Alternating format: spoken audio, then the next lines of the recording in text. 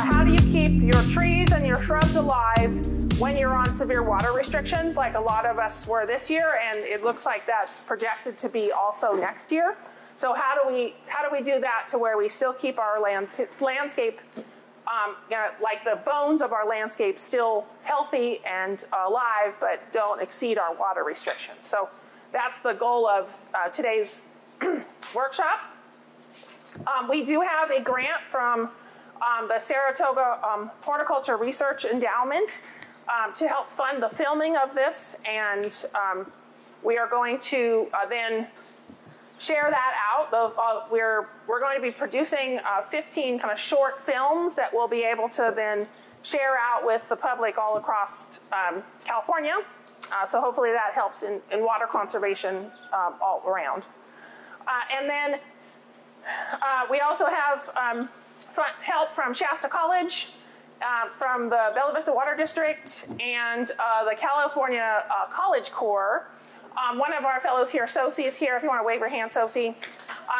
The California has made an investment in a lot of our college students going to either community colleges or four-year colleges, and they are basically working sort of like an AmeriCorps program, but it's for California students only, in that they're working out in the communities on the environmental issues, on K through 12 education, and on food security. And I have 4 College Corps students that are working with me, 2 that are working on this project to do a series of these workshops, as well as some other things within the community. Those College Corps students get a stipend for their work with that, on all those different projects while they're going to school. So it helps them to have a job while going to school, and also helps our community. So that's what's happening there. And then KIXE has graciously agreed to help us with the filming and the production. So we're working with them on that. Anyway, so that's kind of our sponsors. And today we're going to have a series of topics. The first one we're going to talk about is just how do you make compost, because adding compost to your soil and adding organic material in general, just not even compost, but just organic materials, really helps to improve water retention of your soil. So the water that you put on, it doesn't help you save in water actually entering the soil, but it keeps that water around longer, so you can go longer between your watering or your irrigations. So that can help improve your water. Am I blocking your way? People are like staring around me here. So is that going to throw you off if I move over here? I'll just follow you. Okay. So with composting, it's an easy way to take your organic materials that you already have in your yard and convert them into something that's very easy to add to your soil. So you can add it as a mulch, you can mix it into your soil, whatever. All of those things will help in water retention of that site. And then after we get done with talking about composting, we'll talk about different types of mulches, and mulches that are appropriate to use in your landscape as far as not only best water retention, but also the least fire flammable. So kind of reducing your fire risk. And then we'll follow that up with a couple of different demonstrations on how to set up irrigation, a drip irrigation system, either from a hose bib, or if you want to convert your existing sprinkler system into a drip system, how do you do that and make them both automated so that you aren't out there with your hose watering things on a daily basis. So that's kind of the plan. And then finally, I will show you some resources that the University of California has and very easy to use on calculating how much water your tree needs per week, and so that you're not either overwatering or underwatering based on your tree.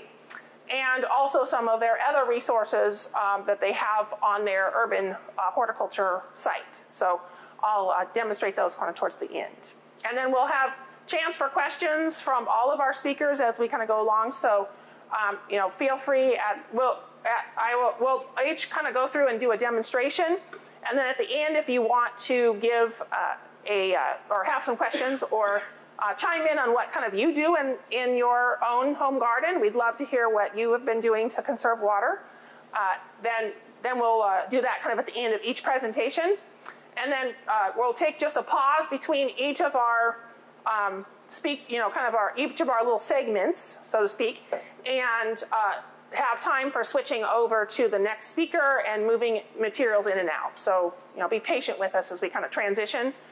We do have some water over in the back if you, need a drink or something, because we don't have any sort of water available down here other than bottled water. And then the bathrooms are just right outside, so if you need to use those. All right, so if there's no initial questions, we'll go ahead and get started with our first presentation, which is on composting. All right, so let's start with just basic composting. So reasons why you might want to compost. One is that just, if you have compost that you can add to your soil and makes your soil healthier, it feeds all of your soil microbes and fungi that help then to retain water and also feed nutrients to your plants. And so it makes for healthier plants. So not only do you have healthy soils and better water retention in your soil, but you have plants that are actually more able to withstand the stress of drought because they are healthier. There's all sorts of scientific research that shows that soil microbes interact with trees and shrubs and actually support them in not only in pulling nutrients from the soil, but in all sorts of defense and stress for environmental, all sorts of environmental things. So insects attacking them, heat, water stress, all of those things. So basically, by adding compost to your soil, you're making your plants healthier and more able to withstand the stress of drought.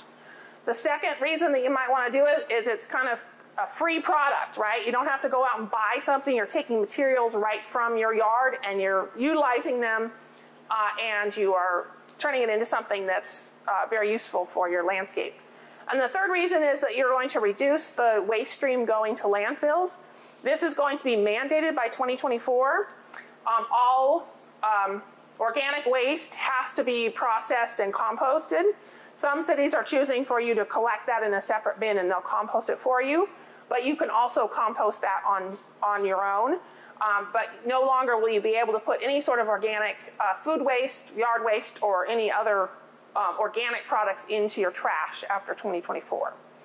And that's mainly because those organic products make up about 20% of our landfill, and they are the worst offenders for sending methane back out into the atmosphere and increasing global warming. So they are about 30 times more concentrated in methane gas than other things that are decomposing. So we want to try and make that into compost and other things so we're not filling up our landfill. So for all those reasons, you want to compost. And then how can you use it?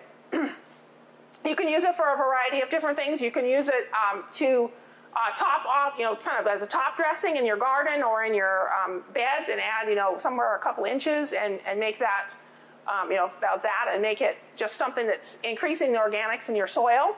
Compost is basically broken down organic material and it turns it into something that we call humus. And that's a very stable carbon product. So that's what helps with the water retention of your soil. You can also use it for mulch and weed suppression. You can mix it into potting soils as about a 1/3 part of your potting mix if you're doing potted plants. So there's a lot of different resources for using compost. If you have raised beds, it could make up to a half of your raised bed soil. So why go out and buy more expensive, gardening soil if you could add some of your own compost to that mix?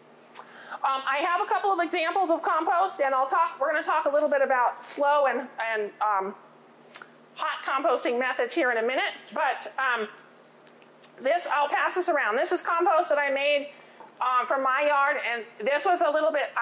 I'm somewhat of a lazy composter in that I don't have a lot of time at my house, and so but I do turn my compost pile probably once every 2 weeks.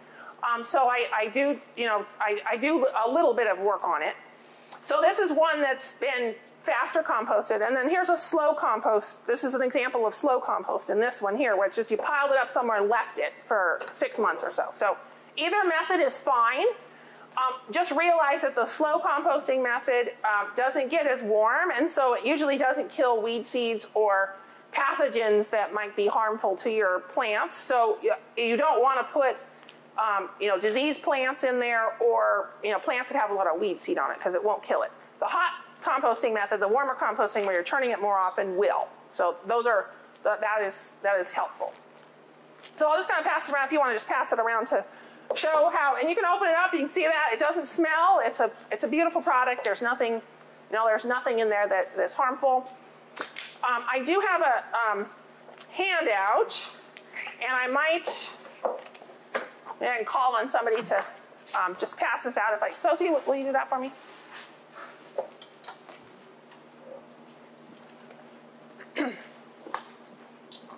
So this is just kind of one of our handouts from composting and how you can utilize that to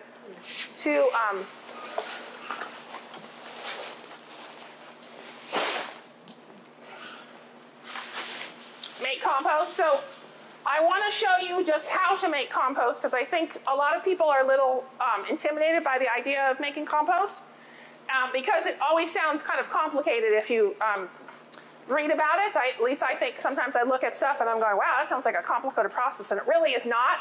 I think the best presenter I ever heard on compost, he was a national garden person, Joe Lampiel. I don't know, maybe you've heard of him, but he said, just pile it up somewhere and let it rot. And that's pretty much, if you want simplistic, that's basically what you're doing. But there is a little bit of a process to it if you do want it to compost quickly. So I'm going to show you that. I'm going to show you basically the standard method where you're going to get compost fairly quickly in that process. So one thing that I do suggest that you do, if you're doing a quick compost, if you have large leaves or large pieces of organic material, use a rubber, just use a rubber trash bin, put your materials in there. So I've got materials in there. And then you can just stick your string trimmer in it. And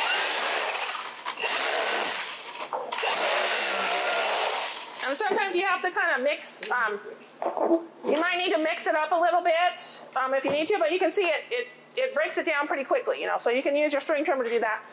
We did some leaves and stuff yesterday, so you want to start with browns. That's usually always the recommended thing. So you start with browns, and we kind of have a mix of stuff that we mixed up and then we didn't. So we have big and small in there. And you start with a layer of brown. The rule of thumb is to try and get your brown material to be about 3 times the depth of your green material. So it's a 3-to-1 ratio. So basically every time you put 3 browns in for every 1 green, right? So I have a list of things that can be considered green and a list of things to be considered browns, right? But your brown materials are your carbon materials and your green materials are your nitrogen materials. So you want 3 parts of brown to 1 part of green, basically is the rule. So what I just usually look at that is when I do a layer, I go, okay, I'm going to do 3 inches of brown, I'll do 1 inch of green. Does that make sense? So if I'm just doing layering, it's kind of easy for me to remember. So brown material can be anything. It can be cardboard. It can be leaves. It can be newspapers. It can be straw, chopped up, wood chips, brush, whatever. The bigger the materials, the slower they usually are to break down, however. So, if you want to get something quick, you want to break them down smaller. If you are doing kind of the rapid composting method and you're mixing things fairly often, with once a week or so, you can have compost in 3 to 4 weeks. And it's, decent compost. So it breaks down pretty quickly. If you are going to use cardboard or something like this, I do suggest that you either break it up into smaller pieces. I usually will, rip it up into smaller chunks, or I'll, if it's paper or something, I'll shred it. So it's, it's broken up into. Otherwise, what happens is it sort of creates impenetrable barrier for your water. We'll talk about sheet mulching later of how that actually causes, suppresses your weeds and kind of actually causes a barrier. But if you are going to use something like this, I say, chop it up into smaller pieces. I usually will just kind of rip it up and put it in, into smaller chunks like so. I could put my paper shredder in there? Yeah, absolutely. But what about the ink? So usually the only issues are if it's, it used to be that like any colored ink could be, they consider they could have heavy metals in it, but almost all those colored inks are no longer really an issue. So if you had super glossy paper, I probably would, glossy colored stuff, I probably wouldn't put that in there. But if it's just the regular colored stuff or anything, yeah, add it to it. I wouldn't put more than about 10% in at a time, just because a lot of our white paper has bleach in it, and that can kind of suppress your microbes. But it breaks down pretty rapidly, so within a day or two, it turns to CO2 and water. So as long as you're kind of mixing it out, it should be fine. Just don't, don't put a, don't make your whole compost pile out of shredded paper. All right, so you're gonna have your layer. So let me just put a little bit more in there. So I get about 3 inches in there, and then you'll just pile then about 1 inch. Oh, so one other important thing to note is that if your materials aren't damp, they're kind of dry, then you would want to wet it. So this is actually the perfect dampness. I put in the handout kind of a check for how damp or how wet it should be. There's a little thing in there telling you about that. But if you can wring water out of it, it's really too wet. If you get sort of just a little bit of a film of moisture on your hand or a drop of water, it's perfect, right? So it's too dry if it's not giving you any moisture, right? So I'm getting pretty wet hands from that, so I'm going to say it's wet enough. But if it's too dry, what happens is your microbes don't have the right environment and they don't start actively working. I teach a soils class twice a year, spring and fall, and we do a soil biology lab where we actually take organic material from different parts of our farm and we look at them under the microscope and see how much biological activity is happening in that, under the slide. And in the spring, we always have gobs of activity. But in the fall, depending on if we get early or late rains, we sometimes have almost no activity in the fall because it's so dry. So even though we're looking at the similar areas with similar materials, they basically go dormant over the summertime and they're not really active. So if it's too dry in your pile, that's happening with your microbes there. They're just not really working. So you want to have enough moisture. So then I'll put in a layer of green. I'm going to get down here where I've got it chopped up a little bit better. And you're going to just kind of sprinkle that over to get about 1 inch of depth. So you're going to get that on there.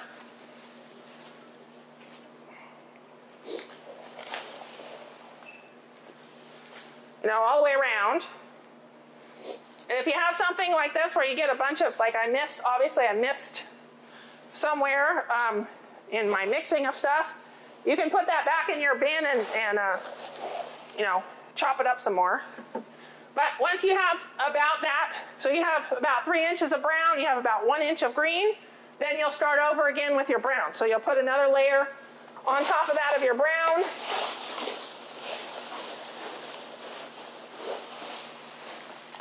And this green, your greens can be kitchen scraps, it could be coffee grounds, it can be manures, animal manures. I would stay away from cat and dog manure.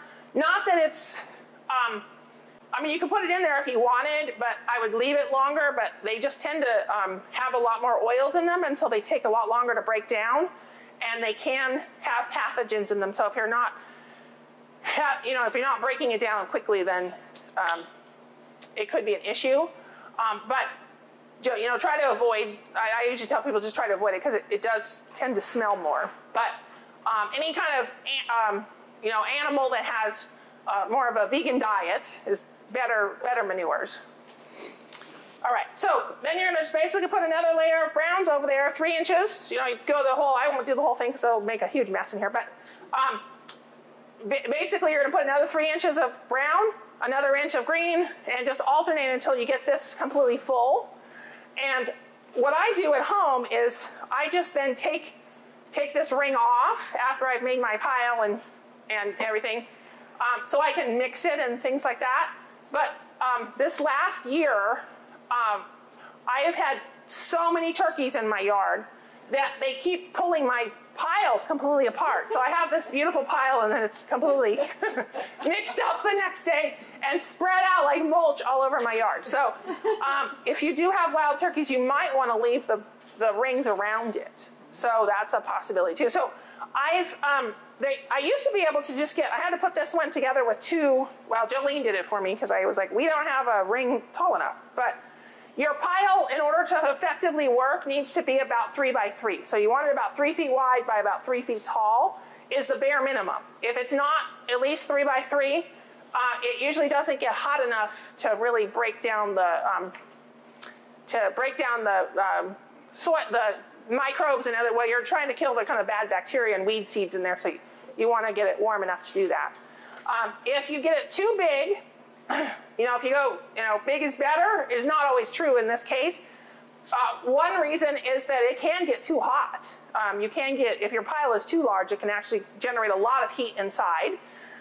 But the other thing is it's really hard to mix. So I've done that where I'm like, well, I'll make a 8 by 8 pile or something. It's got to be, I've got a lot of material.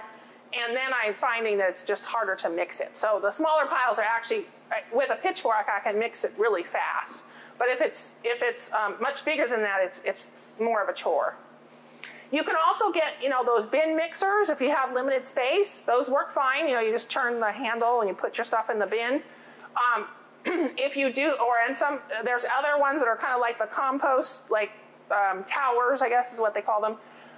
Whichever one you choose, just make sure that it has adequate air flow through it because you want a lot of oxygen in your composting process. You don't want it to be anaerobic. You want it aerobic. That's what really gives you the beneficial bacteria that you want in your compost. So the more airflow you can get in there, the better. The other thing that you should consider in your composting process is maybe having two compost piles. So you have one, that you basically are adding to and building up, and then you have one that you're kind of cooking. And then once you've got that one that's done, then that's your compost that you'll let sit and cure for a while. Usually after the compost is completely turned into what looks like soil, basically you can't recognize anything anymore in the compost pile, then it's what we would consider done with that composting process, but you usually need to let it cure another 3 to 4 weeks after that. Because it may still have some remnants of heat in it, and it's just it just needs that additional process. So sometimes, if you do get compost from like the city of Reading or one of those sources where they're making compost, they give it to you when it's done cooking, but it really hasn't cured yet. So you might want to get it and then let it sit for 3 or 4 weeks afterwards, just to let it cure. And then it's a much better product. Are there questions about composting? Okay, go ahead. Pine needles. Pine needles make excellent compost. Oh, okay. That doesn't make it too acidic. So that's a great question. So pine needles, oak leaves, a lot of times people talk about, oh, that's going to make it horribly acidic. I can't use it. There's been a lot of research on that, actually looking at does it really make it more acidic? And the answer is no, it does not. Unless, I guess, if you were maybe using entirely all pine needles and nothing else for your carbon, then you might have a little bit of acidic soil conditions. Most of it gets broken down in the process, though, and kind of neutralized. If it is indeed a little bit acidic, you would always add a little bit of agricultural lime to it as you're applying it to your, once it's cured, you just add a little bit of lime to kind of neutralize it. But the same with oak leaves. They found that the only case I think where I saw where they had higher amounts of acidity is when they were using tan oak leaves, but we don't really have tan oaks around here. But the majority of the oak leaves in the composting process break down and become neutralized. Yes, question? So I think pine needles if you wait till they dry out too. What's that? You wait till they dry out too, like they leak too. Right, don't use them fresh, right. Yeah, use them dry.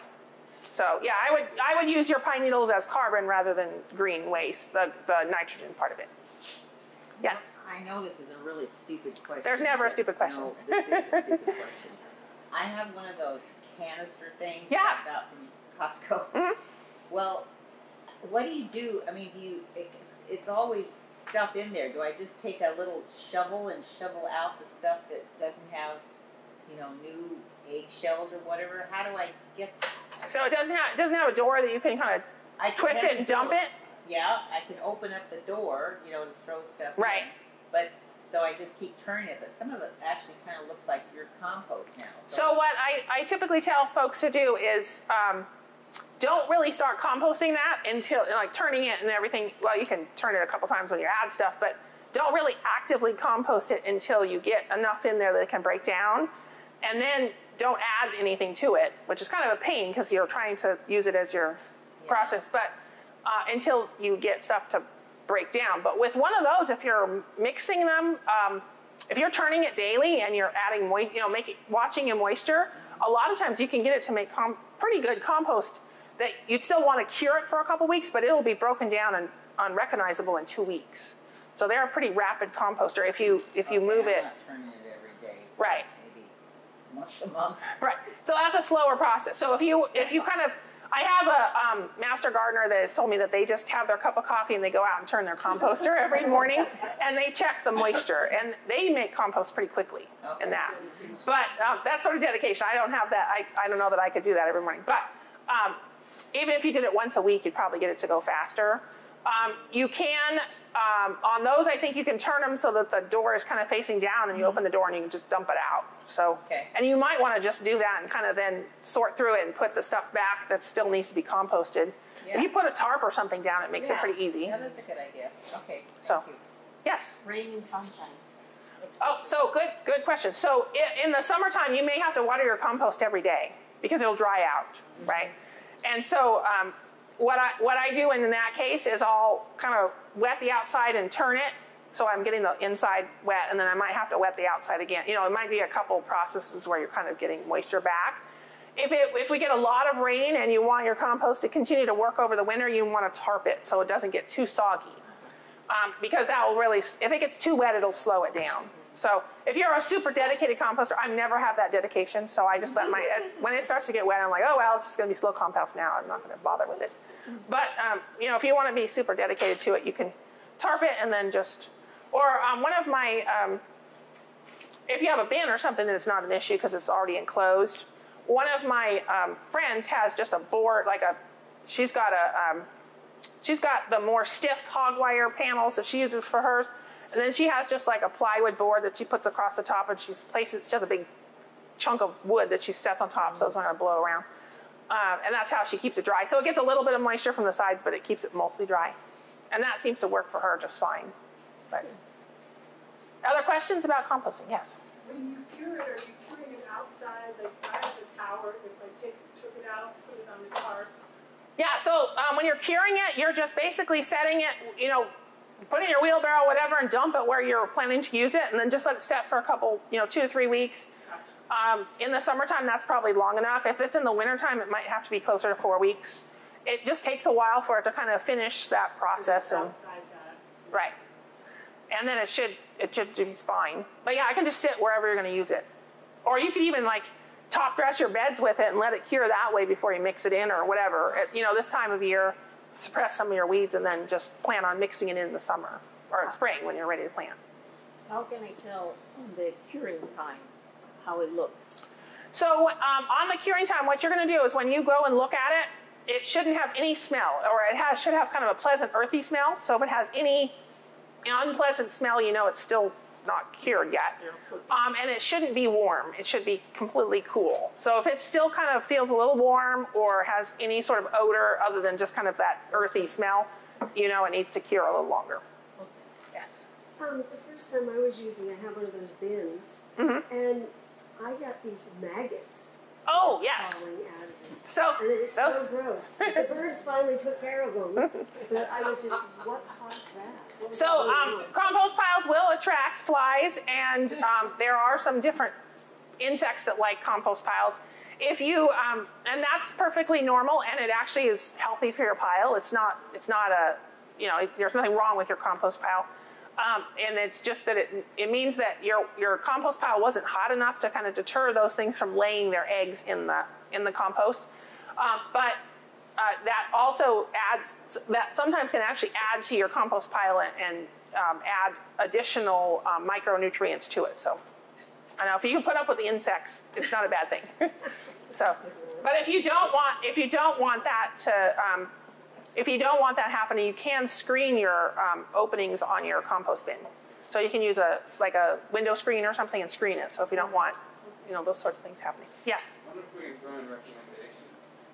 Sure, whatever. I mean, Also, if you mix it up more, and their larvae instead of trying to grow and stuff in there, when the eggs and stuff first, if you're mixing it up, it gives them more air. Right. And oxygen kills a lot of the eggs. They want to stay wet and stay kind of gross. Right. So if you're turning it, you probably won't get, and it's hotter too, so you're just not going to get those. So yeah, good I point. put soil on top of it too, to cover it up a little. Right. That's another good recommendation. If you are getting a lot of insects that you don't want, some folks will actually pile soil on the outside of their compost pile and to kind of suppress some of those things from laying in there. As long as your soil's not super wet and heavy, that's fine. The air can still move through into your compost pile. You will want to scrape that off when you're mixing it, however. So you're not getting a lot of soil in your compost, unless you're just using a slight amount. Yes, and then we'll come over here. Please take care of the insects. I know, my turkeys, I have so many turkeys. I have at least 100 turkeys that come through my yard almost daily. So they're disastrously destructive. Yeah, mine Yes. here. I made a compost bin with old pallets once, Yes, I've done that before. and it worked well because, it has the air space between the doors. So you just take the pallets and pile them up and kind of make a square from them, right? Or a three-sided circle, depending on how you want to do it, but a three-sided square, I should say. What Yeah. would you suggest? Could you use straw bales too? You could, you can use anything you want. I mean, be creative. I've seen people use sheets of tin, straw bales. One of my friends made like a bunker-looking thing with all these. She did just concrete blocks and made she has 3 bins. She's a serious gardener, but she has 3 bins that she uses. She got one that she's always adding to, one that's cooking, and then one that's her finished compost. It's pretty slick. She has a lid even that goes over the top of them. I mean, they look serious, but they work just fine. So. Yeah, I think we had one more question over here, and then I'll come back over here. Anything you can say about critter management other than turkeys? I mean, are they attracting So so that's a good point. Thank you for mentioning that, because they, especially if you're putting your kitchen scraps and things in your compost, you can attract all sorts of things: foxes, raccoons, skunks, possums, deer. I don't know. I didn't have a The big turkeys, rats. Sometimes that's probably the worst pest. So if that is an issue, there's a couple things you can do. For a lot of them, if you cover your pile with soil, like just a little bit of soil, that seems to deter things like deer and stuff that are not usually going to paw through. That will not deter the turkeys. It usually will deter rats.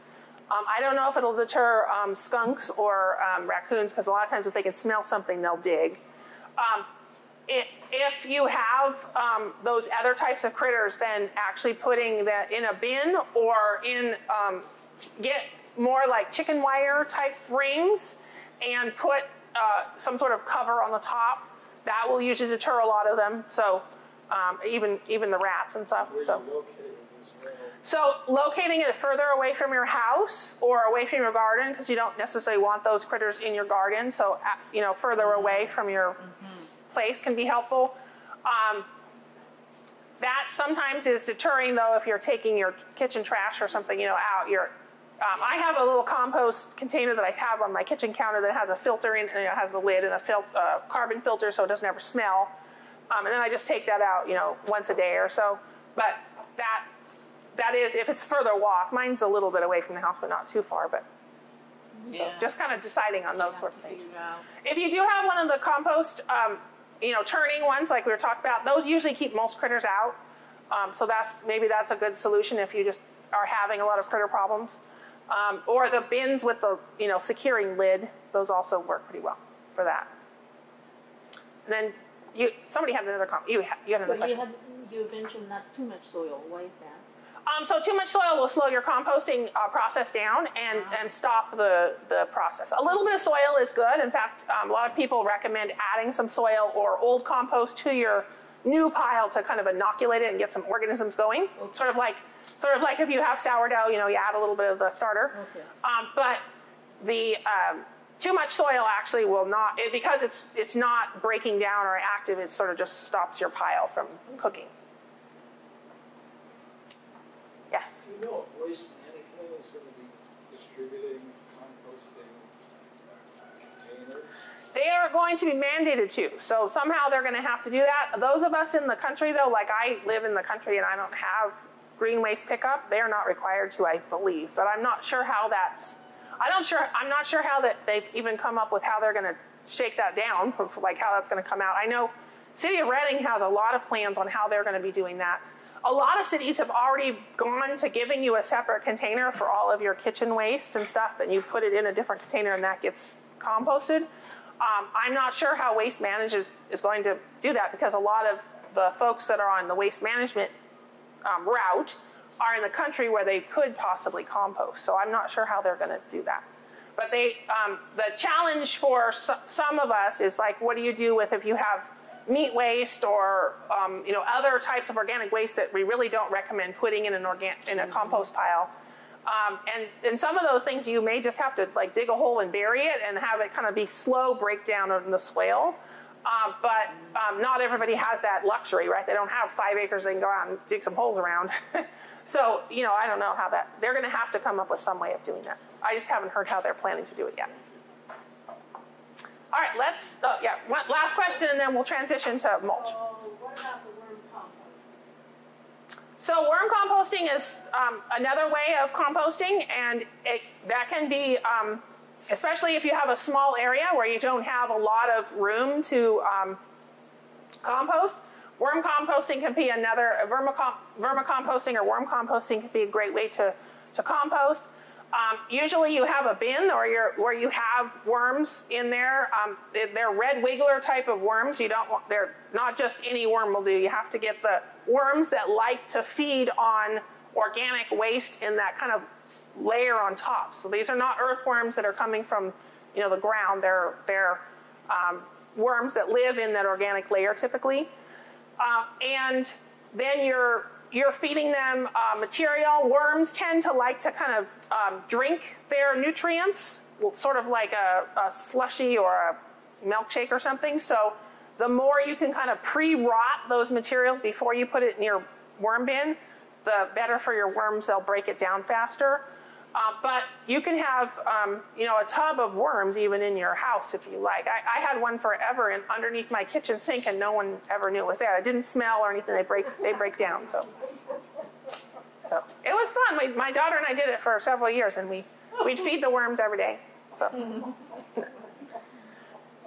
So yes, thanks you for that question. All right, let's transition to mulch, and I don't think I need to move for this, so we won't take a break, but we'll take a break when we transition to irrigation. So let's talk about mulching. So mulching is probably the most effective way of saving water in your landscape. And I mentioned composting. That mulching with compost is a very effective way of doing that. But there's other types of mulch that you can use. So regardless of what kind of mulch you want to use, you want to mulch about, ideally 3 inches deep for most cases, but anywhere from 1 to 3 inches of depth can help to retain water in the soil. So even 1 inch of mulch will increase your water retention in your soil. And if you add, 3 inches of depth, you have just that much better water retention. On some types of mulch, the shallower the mulch, so if you're 1 inch of depth, actually has less fire danger than 3 inches of mulch. So if it's a flammable type of mulch, meaning that it's like wood chips or bark or something, a thinner layer is less likely to catch fire than a fatter layer, just because the embers land on it and they can't kind of fall in there and smolder. You know, they might burn a little circle, but they're not going to, you know, start burning over time. So that is something to keep in mind if you're in a fire danger area. We have a handout. I don't know if I have enough for everybody here, but I might close to it. If Sophie, if you want to pass those out, and maybe if you're a master gardener, maybe pass on them for a moment, because I know how to get those to you. But we've prepared a handout just on some of the different types of mulch out there and kind of how flammable they are. The University of California, in conjunction with the University of Reno, Nevada, did some different mulch studies on how flammable different types of mulch were. And as you're probably aware, in the state of California is recommending, and then starting January 1st is going to mandate that the first 5 feet around your home is bare of flammable materials. And so one of those materials can be considered mulch, right? So having a mulch that's more rock-based, so decomposed granite, rock or cobble or pebbles or something like that, might be a more appropriate mulch for right up against close to your house. But once you get out of that 5-foot zone, then I would recommend that you use some sort of organic material, just because it's going to help retain water better for your landscape. It'll keep your soil temperatures cooler, and the area around your home cooler, which is going to help your trees and shrubs keep more water, because they're not going to be as stressed, they won't be as warm, so they won't be using as much water.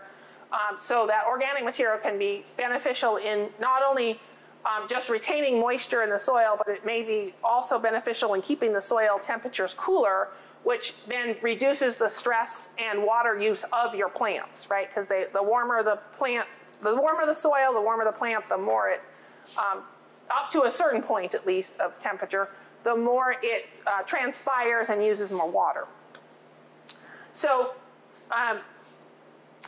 the different types of mulch, and in their study, they had, I think they had about 9 different mulches, but what they found is that the least flammable of the mulches were the wood chips. So like wood chips that you get from one of the tree companies that chips wood chips, and that composted wood chips were actually even more, even less flammable. So if you wanted to add compost as your mulch, or composted wood chips, or the big chunks of woody chips, those were the least flammable of any of the organic type of mulches. The most flammable were things like pine straw, which is pine needles. That's used a lot in the South for mulches. And then the gorilla hair type of redwood strips of bark, that was the second most flammable.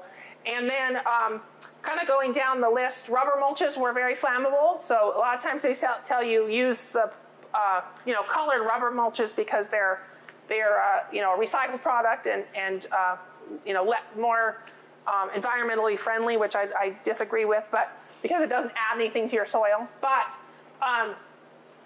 those were extremely flammable, actually. So those were not a good choice if you're in a high fire danger.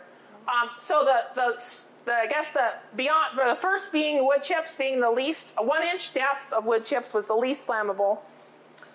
And then the second least flammable were bark, the big chunks of bark, not the little pieces of bark. So anyway, so you can kind of look at and see what types of mulch work in those different situations. Regardless of the type of mulch you choose, you want to at least apply 1 inch of it, and 3 inches is better. Do not apply right up to the tree trunk, however. That can actually cause rot to your tree crown and actually harm your trees and shrubs. So leave, a good foot or more distance from the tree trunk. You do not want to create what we call mulch volcanoes that go up against the tree trunk. So not only does it cause issues where it could cause rot, but it can also allow for different critters to get up there and gnaw on your trees too. So it provides cover for some of those rodents that might eat at your tree trunk, like ground squirrels or voles. So try to avoid that. The other way that you can use it mulch, especially if you have a weed problem or you have your lawn that's turned brown and you're trying to eliminate that, is what we call sheet mulching or lasagna mulching. And I thought I would demonstrate that. And what it involves is basically taking your existing lawn or an area. It doesn't have to be a lawn. It could be an area where you just want to really make sure you effectively mulch and are keeping as much water in the soil as possible and suppress the weeds. Because weeds will cause more water use in the landscape, right? Anything that's growing in there is going to draw more moisture out from around your trees or your shrubs. So if you have weeds and they're actively growing, they're going to be taking more water away from what you want to save in that landscape. Oh, yes, please, that would be great. My throat is drying here. Excuse me. Thank you, Vicki. I thought I brought my water bottle over, but I think oh, it's right behind me. There it is. See, I don't need to use that.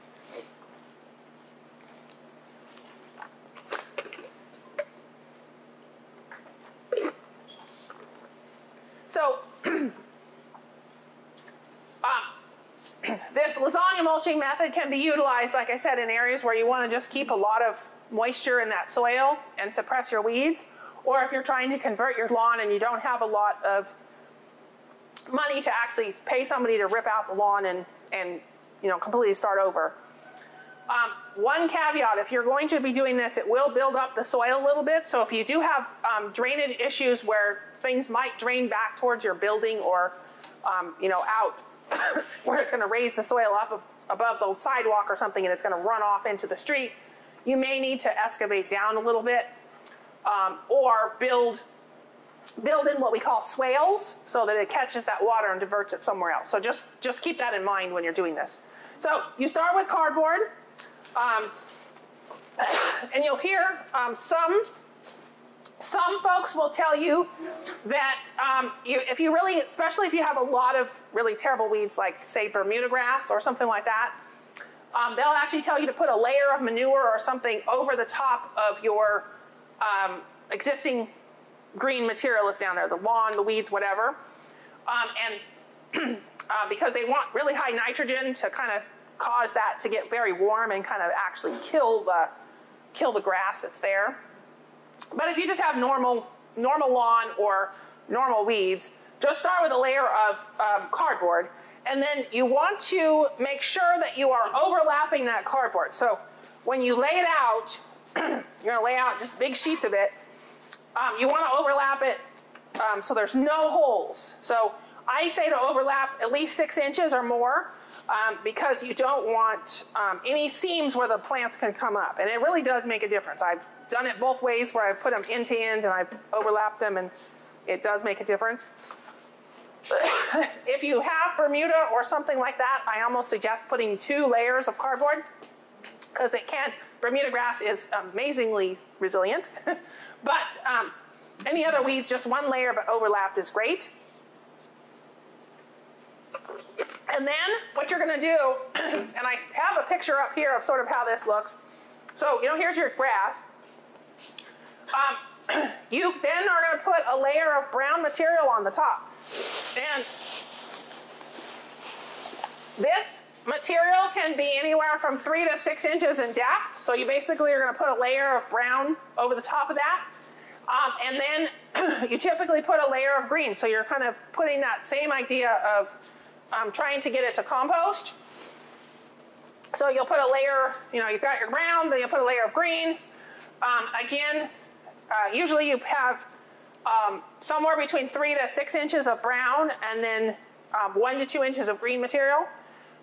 Again, your green material can be anything that's got nitrogen in it, right? So going back to that composting list of anything that's green and anything that's brown, you can use both of those materials. And then once you've done that, you can, depending on how much you need to raise that up or how much you're concerned about the weeds underneath. So if you have regular lawn grass, like A lot of us have like Shasta mix or a mix of fescue and bluegrass or something like that. This kind of a layer, and then adding a layer of compost to the top, and just a 1 inch or so layer of compost, or 1 or 2 inches of compost, and then you can put soil right over the top of that and plant right into it immediately. Or if you don't want to plant right immediately, you could do it now for an idea of spring planting and just stop at the layer of compost on the top, and you don't have to necessarily add the soil on the top of it. You can build this up, if you have a lot of green waste and you're like, I want to get rid of all my leaves and everything, you can build it up higher. Or if you're kind of low on materials, you can kind of be a little bit conservative on it. Ideally, though, in order for this kind of lasagna mulching to work well, you want to have at least about 6 inches total for the, if you're adding everything together and you're just kind of bare minimum, you want to have it at least 6 inches. It's going to break down a lot, and so it'll only add about 2 inches to your landscape once you're done. So if you're trying to get a berm and you're like wanting it higher, keep that in mind, that it's going to, if you're at 6 inches, it basically breaks down about 2/3 of the height. So, if you're at 6 inches, you're probably going to end up with something around 2 inches. If you're at a foot, you'll probably end up with something about 3 to 4 inches in depth, right? So, just realize it's going to break down quite a bit and shrink. So, keep that in mind. And like I said, if you do want to plant right into it, especially if you have kind of smaller plants, if you have whatever size plant you have, you're going to put that depth of soil. So if you have 4-inch plants, put 3 to 4 inches of soil on top. If you have plants that are in, gallon containers or something, you probably want to put about 6 inches of soil on top. And then that's going to just break down and grow right into that area. Yes? What about, I live in just a bunch of rock and clay. Uh-huh. So this is a perfect method to do right over, if you have really horrible soil, here's another way to do like a raised bed idea. It works very well to do that. If I would go a little deeper, so you're, in goal, it depends a little bit on what you're trying to grow there, but if you're trying to grow a garden or something like that, you need about 8 to 12 inches of soil to really have an effective, that depth to have an effective garden. So plan for that. And in your situation, you also might look into straw bale gardening. I don't know if you're familiar with that.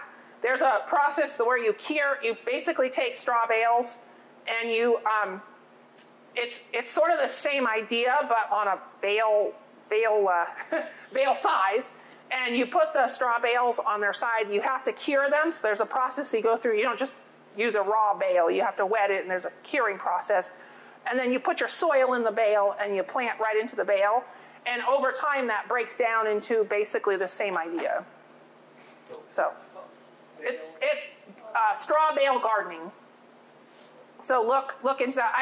I wrote an article for the paper, a couple years ago, I think. A fellow was trying to garden right on mine tailings. So basically just straight rock.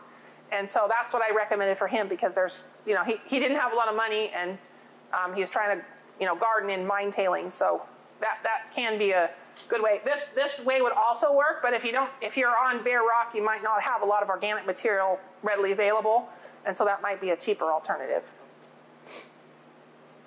Other questions?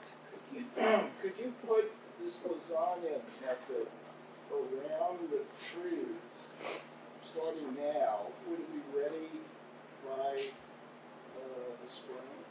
So if you're going to put this around existing trees, the thing that I would be cautious about is don't go too high then, because you don't want to change the root depth around your trees too much, because the tree roots are usually all within half of the tree roots are within the first foot of soil, and so you don't want to you don't want to drastically change that to where they wouldn't have oxygen available to them or something. So I would be on the more conservative side and go maybe 4 to 6 inches depth with this. So if you put down cardboard, put down some of your thing, and then just like about this depth, and then put a layer of compost over the top, just to kind of hold it in place, that would be fine. And yes, it should be ready by spring. And by spring, there shouldn't be anything in this that would really be recognizable for fire danger. because it's all going to look like compost. It'll look like that bucket of material that was going around, like that. It'll pretty much look like that by spring. I do that a lot in my my yard. My husband gets upset with me because I have these big stacks of cardboard in our garage all summer. But then I put them out during the winter, and that helps to suppress weeds in a bunch of the areas that I don't want to have to go weed all year. And so I'll do that, and I have, what I do is just pile all my fall leaves on there, and then I'll put some horse manure on there because I have a horse. And then I just kind of leave it over the winter, and by the springtime, you really can't even recognize that there's anything there. I mean, it just looks like I put a bunch of compost around it. So I basically composted in place for the winter. Other questions? Yes? So if you're using that method and you put the soil on top, do you have to wait until it goes through its composting process before you can plant anything? No. So if you're going to use the soil on top, so if you're doing that method and you want to plant tomorrow, you just have to put the depth of soil on top that your plants would already be in. So if you have 4-inch plants, you're going to put 4 inches of depth. If you have a gallon plant, it's probably closer to 6 inches of depth. And that soil would go on top. This basically acts as the weed suppressant, right? So you're not going to have your weeds just coming up through your new landscape. And so you would just basically put this down, then you'd put that layer of soil on top, you plant directly into it. And by the time the plant is big enough to really go into that area, it's usually composted down enough that it's not going to harm your plant.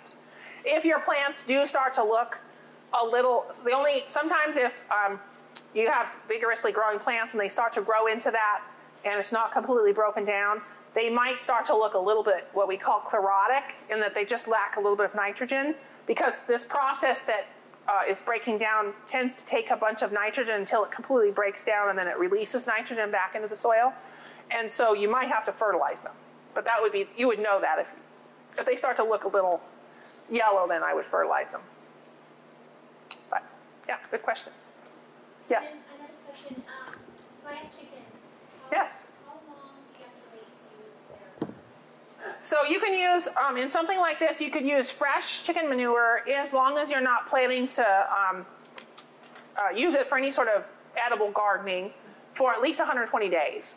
And then if you are going to use it in your, if you are going to use it closer, so that chicken manure would be the bottom layer underneath your cardboard. Do not put that up in your other layer, it'll get too hot.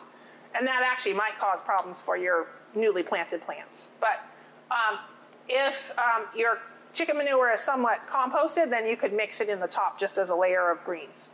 So, and if it is composted chicken manure, then I think it's 90 days before you can use something that's you're going to eat out of it. So composted would mean you're mixing it in with the other things, the browns.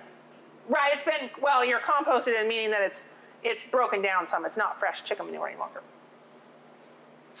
Yes? What about mushroom compost? Is it the same thing? So mushroom compost, there's two things with mushroom compost. One is that mushroom compost can have a high salt content, so be wary of that. Especially if you're already restricting water to your landscape.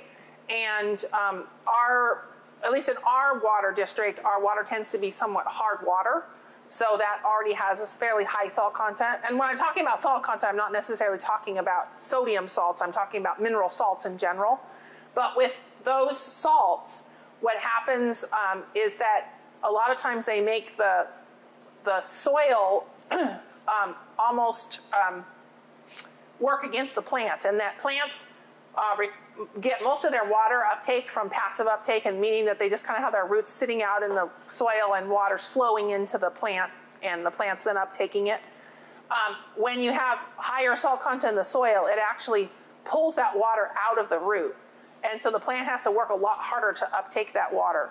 And so mushroom compost can have a high salt content, so that can, and what you'll start to see is like burned leaves on the plant, and it'll, the plant will just be suffering from that. And then it can be somewhat hot sometimes, so it can be where it's not completely broken down yet, so you would want to be cautious with that. but you certainly can use it, and I would use it as your, probably more as a, considering it as a nitrogen than actually a compost. So use it as your, because it's usually still breaking down when you get it. So if you were going to use it in this method, use it as one of your green layers. So, right. Other questions? All right. I think we'll stop right there, and we'll take a 5-minute break, and we're going to switch over. Doug is going to speak to us next on how to convert over to a drip system. You get a breather. I know. You can go to the bathroom. I got a dry throat, so. So I'm going to talk about a few things, but I took the class quite a while ago, a few decades ago, and so I've evolved quite a bit. So I'll try to mention a few things about the evolution, but I'm mainly going to talk about just an easy way to go from your hose bib to your irrigation. So it's really pretty simple. You start with your hose bib here, and then you hook up your valve and your timer right here. It's battery operated, so you can go anywhere with this as long as you have a hose bib. I use this for a vegetable garden. That's where this came from. So you just hook it up to the hose bib. And this is like any other controller, but it's got a valve in there too. So you just set the whenever you want it to come on, just like a regular controller. And it's really nice since it's battery operated. And then you hook up a filter. So a lot of the filters you see are like this one here, but it comes in different kinds. So there's actually a filter in here. And then you hook up your pressure reducer.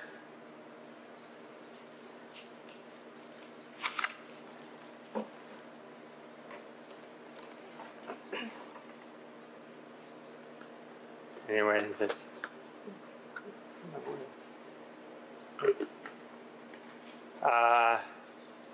so this is a 10 psi pressure reducer because I used using it for drip tape for the vegetable garden, and that's a low pressure system. So this is a 10 psi. But you can, as long as you have a pressure reducer on, that's all you need. Anyway, that screws on there, just like that. And then on the end of this is you put an adapter to hook up to your tubing. And I like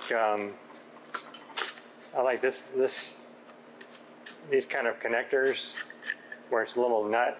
So you put your big hose on this, and you just screw it on.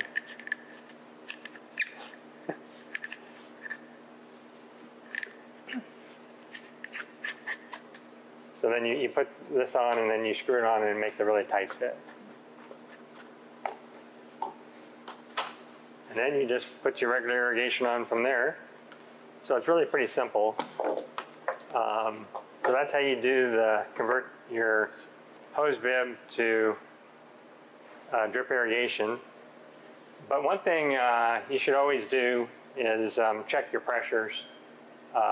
It's just kind of a routine thing, whether you do a hose bib or anything, is over the years I've learned to check your pressures. When we moved into our house, there's supposed to be a pressure reducer on the house, but it was never there. I looked for it everywhere. In the plans it said it should have been somewhere, but it was never there. So when I first checked our pressures, it was like 95 psi, which is pretty high. So then I put a pressure reducer on. So it's always good to kind of know what your pressures are. Just you hook this up to the hose bib and you check your pressures. These are really inexpensive at the hardware store.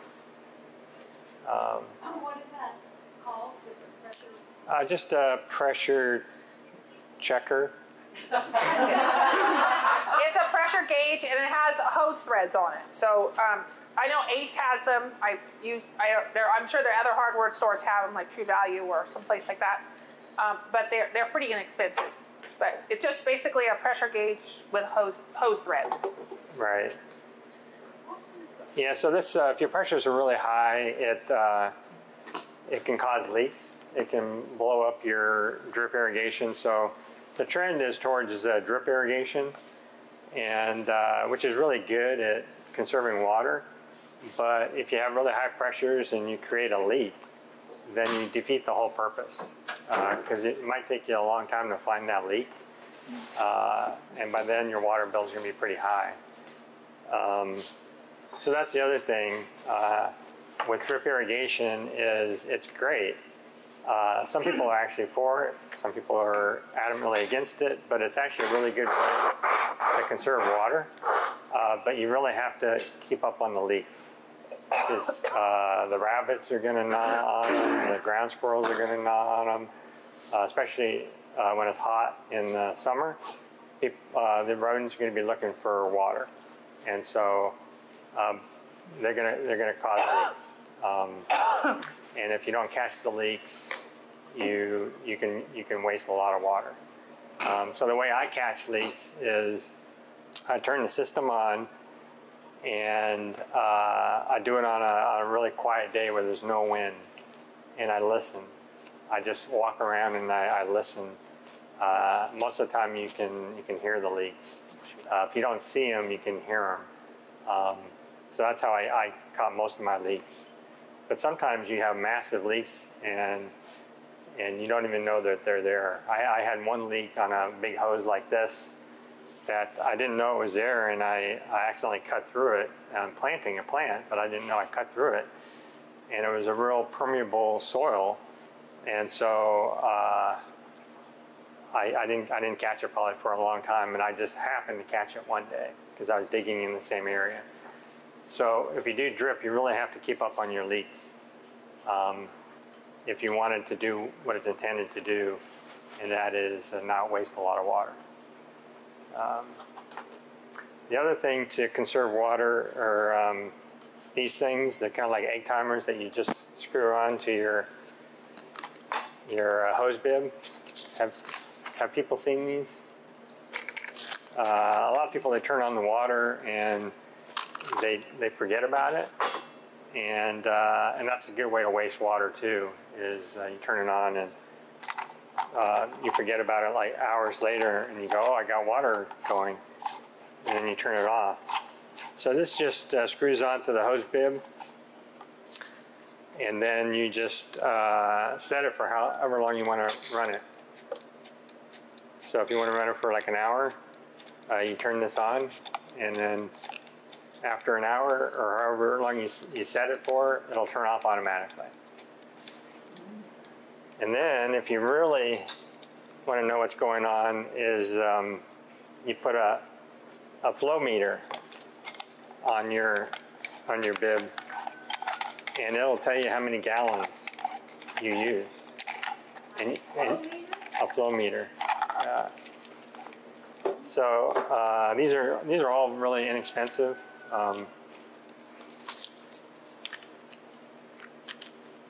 So you just put it on, and you can even put this on the end of your flow meter, and it'll tell you how many gallons you use. You can have a cumulative, or you can just set it for that event, how many gallons of water you used, and you'll actually be surprised how many gallons of water you actually use, depending on whatever system you have. So it's a good way to kind of know what's going on. This way is to prevent water from running when you don't want it, and this is to really know what you're doing. Where do you attach stuff when you do that? Just to the bib, hose bib. To the hose bib. So we've got a bunch of stuff going now. Yeah, you can put it anywhere you want. It's just it's a hose thread, as opposed to a pipe thread. and then this coming out of it is a hose thread too. So it's just, you can hook it up just to a regular hose. Right at the faucet. Right at the faucet. Yeah, as long as it's you got hose threads, so your hose can screw right into that.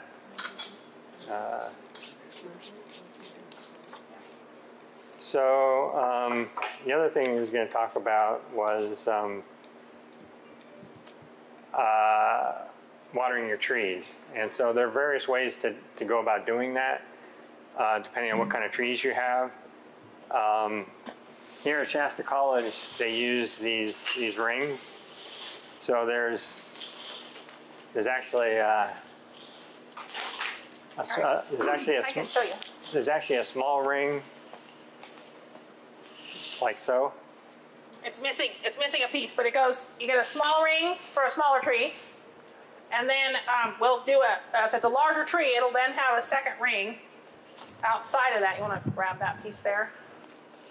And it'll have another ring outside of it. So it'll have two rings basically going.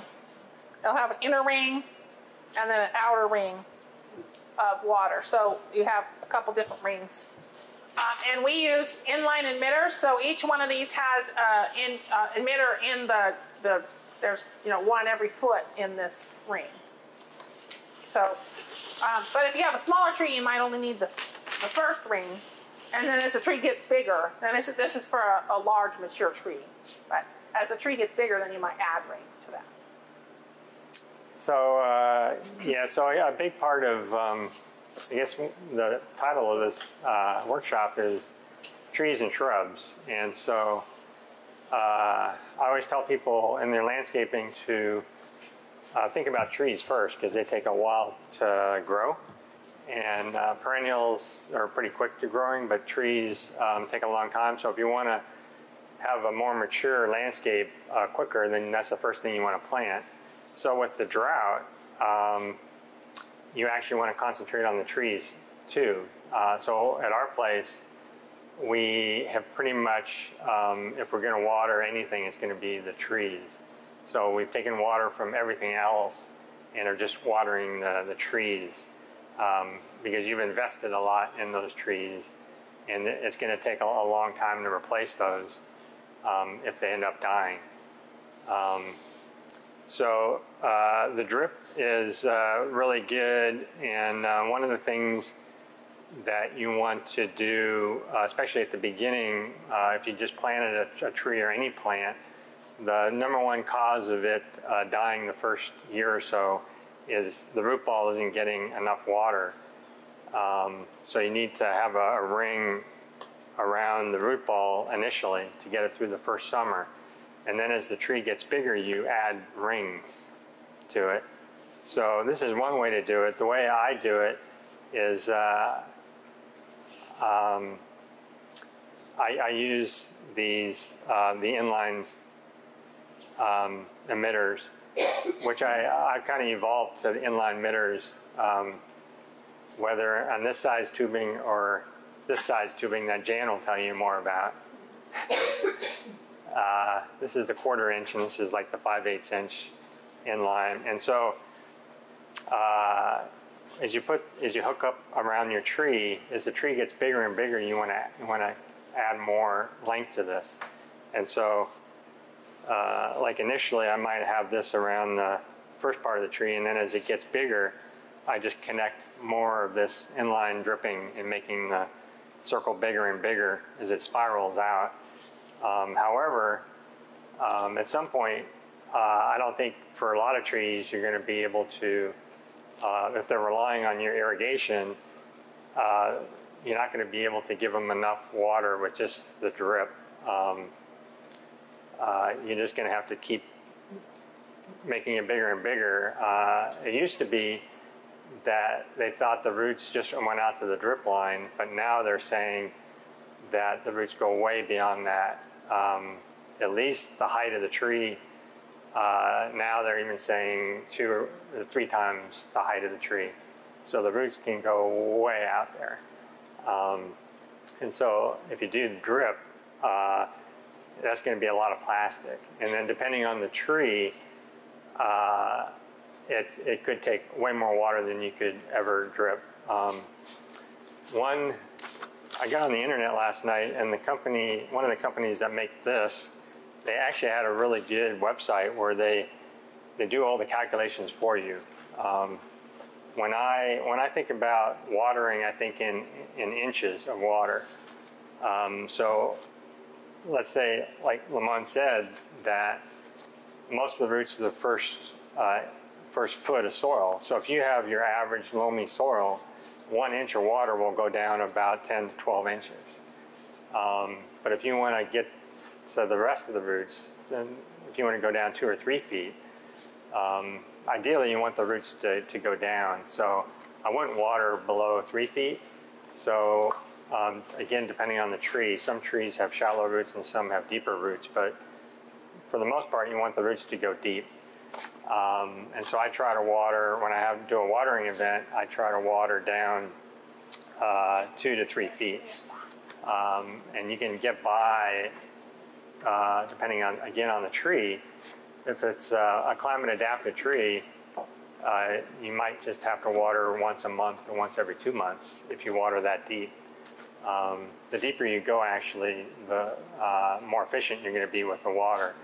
If you're just watering a few inches on the surface, that's going to evaporate quicker, and so you're going to lose a lot to evaporation, and the tree or the shrub won't have a chance to take up the water.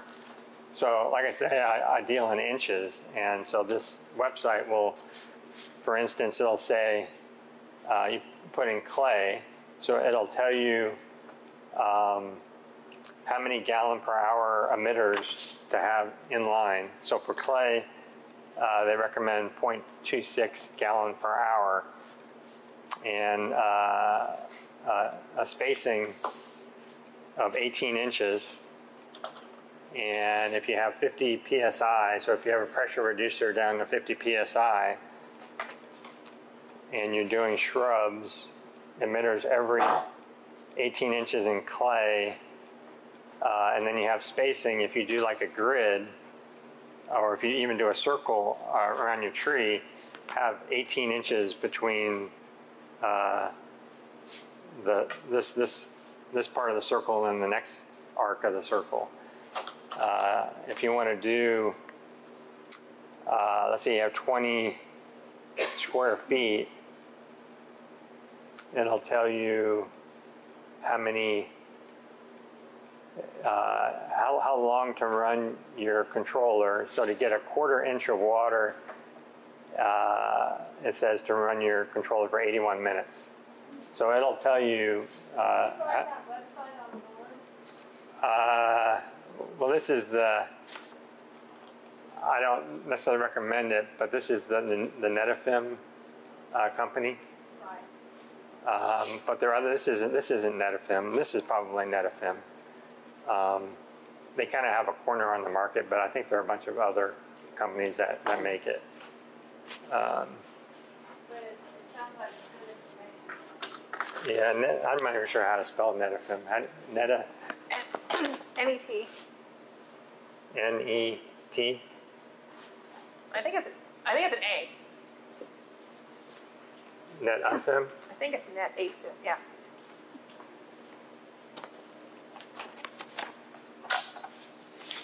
But anyways, it's my point is just that I should think about inches of water. So based on this is only a 1/4 inch. So if I and that's 81 minutes. So let's say I want to put 3 inches down. That's 12 times a 1/4 inch. That's 12 times 81 minutes. So that's a long time. So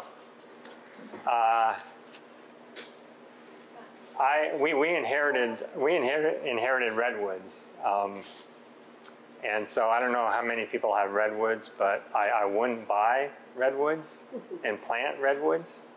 But the dilemma, I'm sure a lot of people have redwoods, and so the dilemma we had was, do we just let the redwoods die, or do we invest more water in the redwoods? And so when we got the redwoods, they were already pretty big, and my wife really likes the redwoods, so I have to keep the redwoods alive.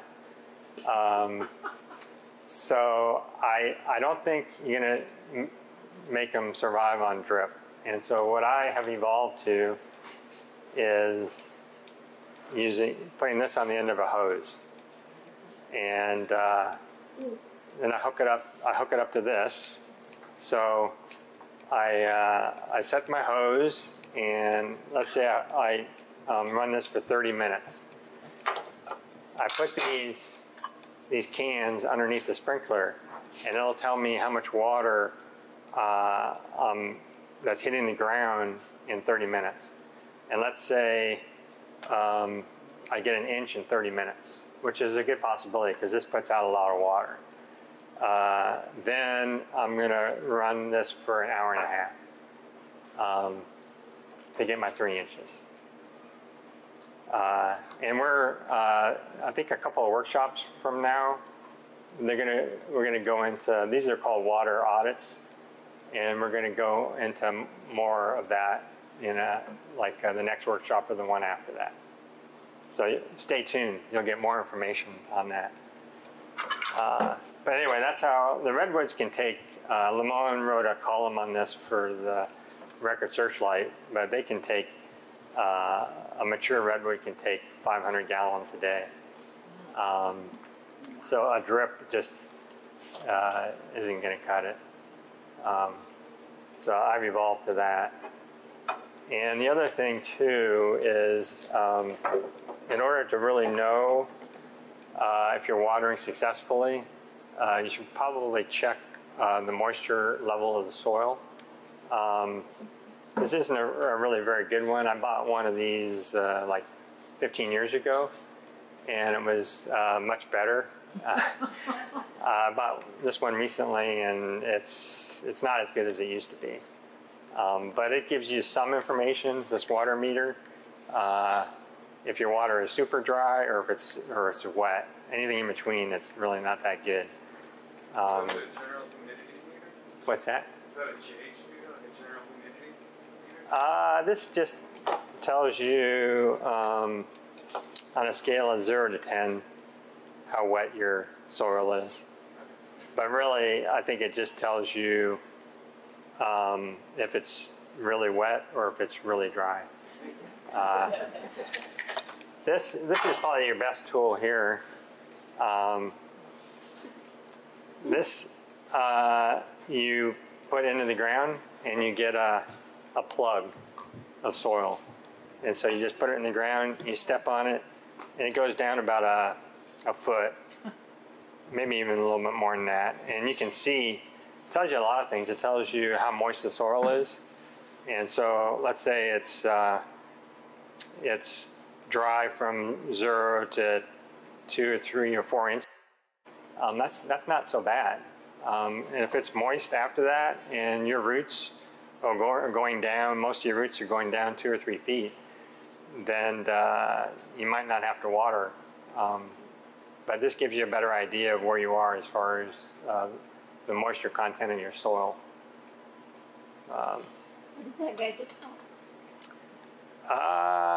The soil probe. Soil probe. Yeah, you can. This is hard to find. We had a master gardener, rest his soul, Bill Keefe. He made these, so they're not that hard to make. You can order them. Some of the irrigation supply houses will have them. You know, if you go to one of the more like Ewing or Normac or something that is more commercial house. But you can also order them online. I know like Forestry Supply carries them. Forestry Supply. So Forestry Supply is the company. It's an online catalog. Yeah, when I looked at them, I was trying to get one they're all different styles, and I was looking at one that kind of had a step on it, because sometimes you really have to force it into the soil, which if you do have to force it, odds are you either have really bad soil or it's really dry. That's actually another way to check it, is just to get a long screwdriver and stick it in, and if you can't stick it in very far, then it might be dry on the other end. But I wanted one that would go deeper than 12 inches too, but that was really hard to find. A lot of them would just go to 6 inches or didn't go as deep as I wanted. So it was kind of, it took me a few years actually to find one that I wanted. Making one might be your best bet. But yeah, if you get out, look online, you'll find them. But that's, I have a question. I think that's all I have, yeah. On the rings, how far from the tree trunk does it go? How do you gauge where to put it or when to make it bigger? Well, like I said at the beginning, the key is to irrigate the root ball. And it depends on the tree. But yeah, the first year I'd have it on the root ball, and then depending on where you think the roots are going, you just extend it. So you basically, the idea is to get the roots to go out, and so the roots are going to go where the water is. Then there's some people that actually advocate. There's a guy in Southern California. He runs the Tree of Life native plant nursery down in Southern California. He's totally against drip, but that's Southern California. That's his situation. My situation, I couldn't do what he advocates, but I do a little bit, but what he advocates is he has two basins. The first basin is for the first year or two, and so he builds a basin just to irrigate the root ball the first year or two, and then he builds an outer basin, and so he fills both the basins, but he fills the outer basin to get the roots to go out. So if he just watered just the first basin, the roots would just kind of stay there. So you want the roots to go out. So they'll go out where the oxygen is, where the water is, where the nutrients are. So that's the thinking behind that. If you already have an established tree, though, you're going to start a couple feet out from the trunk is for your first ring. So somewhere between 3 and 5 feet out is where you would start your first ring, and then go all the way out to the drip line. Okay. So you might have 2 or 3 rings going out. You have a question in the back. I think it might have something to do with the soil, the media that the trees are in. If it's real tough soil and stuff, the water will have to be closer to the tree because it will want to run and not be able to soak through as much. But if it's not so tough, or it's not like clay or something hard, it'll hurt. So it'll be wider. The water will be able to soak through a little more. The roots are going to be. If it's real tough, rocky soil like paradise soil, the water will be real close to it. When it soaks in, you want to get to the roots, not the roots are going to get the root. Right. So if you look at the cross section of the soil, so let's say you're eye level with the soil, and you're just kind of looking at a cross section. So your plant is here, and the soil level is here, and this is all underground here. So if you look at the drip, if it drips here, if you have clay soil, clay is gonna, that water coming down is gonna go more wider. It won't go as deep, but it'll go wider. If you have sandy soil, like I think what you might be talking about, it's gonna go right down. So if you have clay soil, you can probably have it further away from where the roots are, because it's going to go wider. If you have sandy soil, it's going to go more straight down. And so with sandy soil, you're probably going to have the emitters closer together. And so the spacing will have to be closer, because you have to water not as long, but you have to water more frequently. Because the water is just going straight down. Does that make sense? Versus clay, where it goes out wider.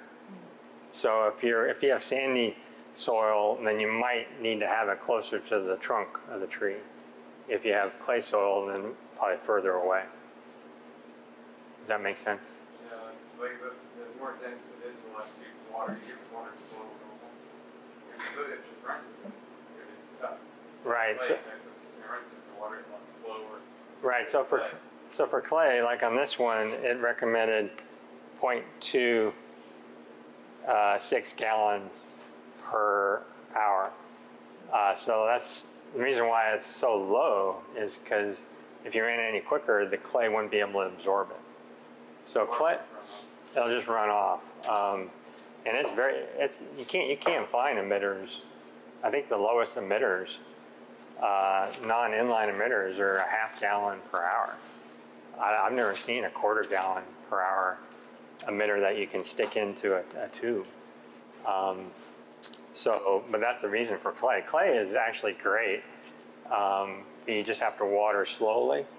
It's loaded with nutrients, and it actually holds water better than anything. So I actually mix a little bit of kind of clayish soil if the plant is okay with clay.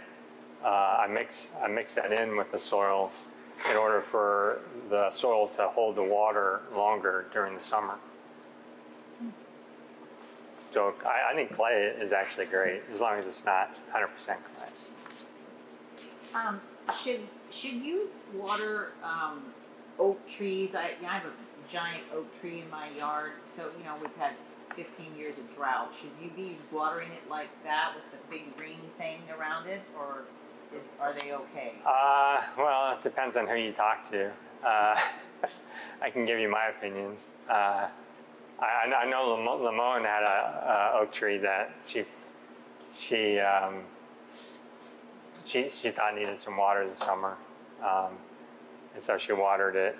You want to, if you are going to water them, you really want to water them once and not water them again for like 6 to 8 weeks. So give them pretend it's a heavy rainfall basically, and then let them dry out. Because the risk is that in the summertime we have a lot of fungi that are in the soil that attack their roots, and so you don't want to make those conditions, the warm soil and moisture, perfect for the fungi when the tree is already stressed. But I have a couple of blue oaks in my yard, and they got very stressed. They started to drop leaves this summer in July, which, that's their drought. That's their way they respond to drought, is to basically defoliate and go dormant. But July seemed a little early. I was worried that if they started to completely defoliate, then they wouldn't have stored up enough energy to kind of get them through the winter. So I gave it some water during the summertime, but and you used this but only one watering. No, I used a sprinkler and a hose and just kind of moved it around the thing. But I would not set up regular water for oaks. They don't need water in the summer, on a typical year. What makes so many acorns? I have about 1 million acorns. I've never had. Usually the tree is pretty stressed, so it's going, I'm going to die. I better produce a lot of a lot of acorns. But basically that is their and some of that also has to do with it. It didn't freeze late or whatever, so maybe they didn't lose some of their acorns. There's a few factors. Oaks also tend to be very productive one year and not so productive another year. They kind of go alternating years. So I've it might just be an on. This. I mean, there's hundreds and hundreds. So it's probably partly due to drought stress, and then it was like, oh, it's not looking good. I better produce enough babies to make it. Branches, Yeah. So. branches and it's dry. You don't want to water it too much because they'll throw the weight of it, and those dry, crappy, being. Right. You don't want to overwater. You're basically, there's a fine line between. Too much and. So on the acorn issue, there's a guy, Walt Koenig. Does anybody know him? He's been around a long time, but he's wrote the definitive article on masting, which is acorn production in oak trees. And so he's got a really good. If you go to my blog or my website here. I think I linked to his article, Masting on Oaks, and he's written some recent stuff. And he actually was just on the Went to Audubon meeting just a few days ago, talking about acorn woodpeckers.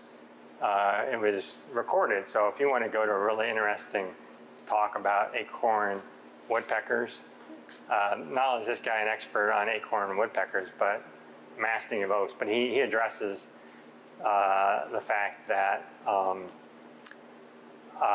some years the trees will produce just an incredible number of acorns.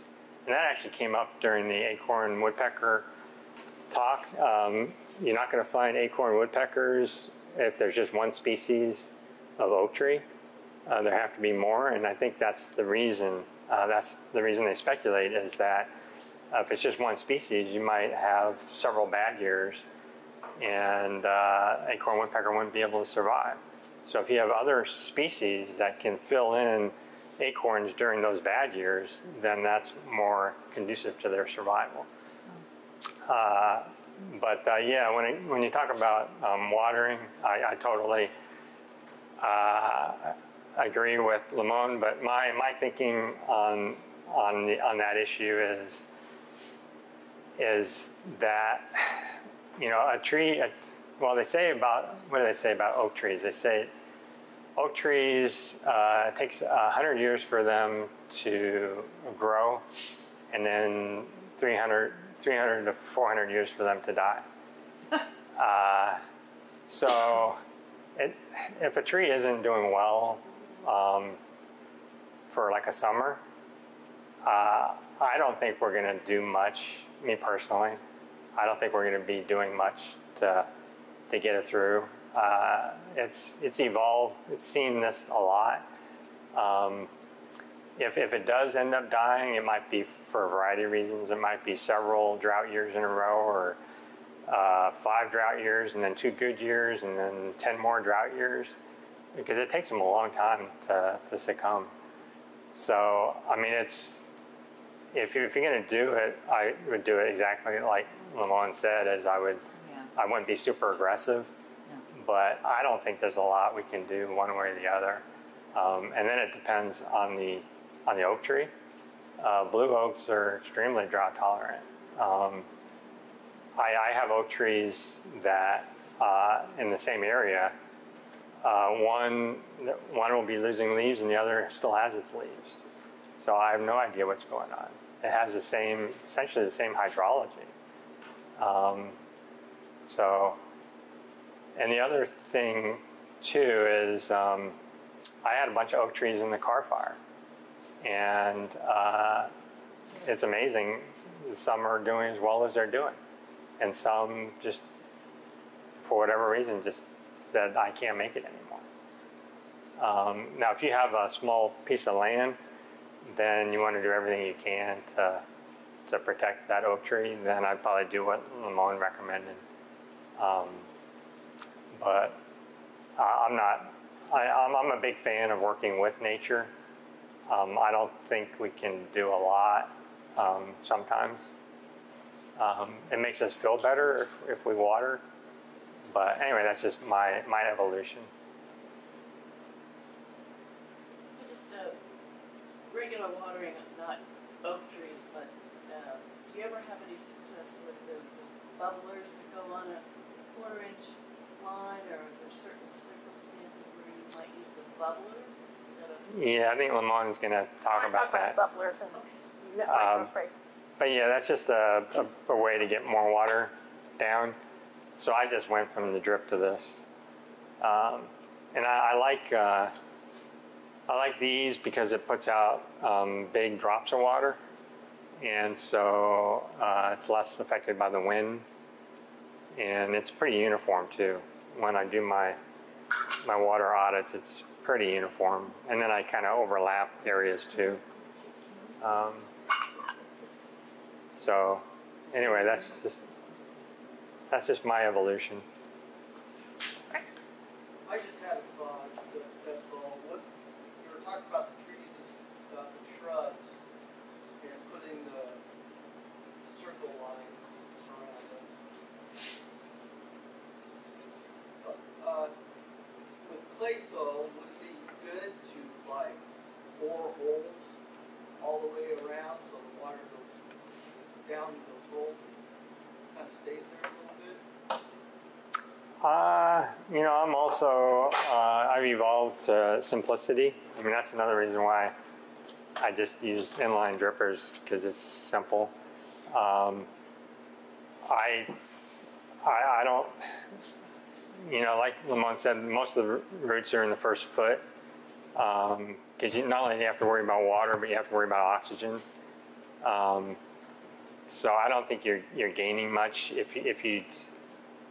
I guess if you were putting water out quickly, I'm not a big fan either of just putting a hose out there and just turning it on and letting it go, because invariably it's going to find a vole hole or some other hole, and the water is just going to disappear. If you are going to water with a hose, create a berm like he was talking about around your tree, so you're filling up basically a well around the tree and filling that well, and then stop. Let that go.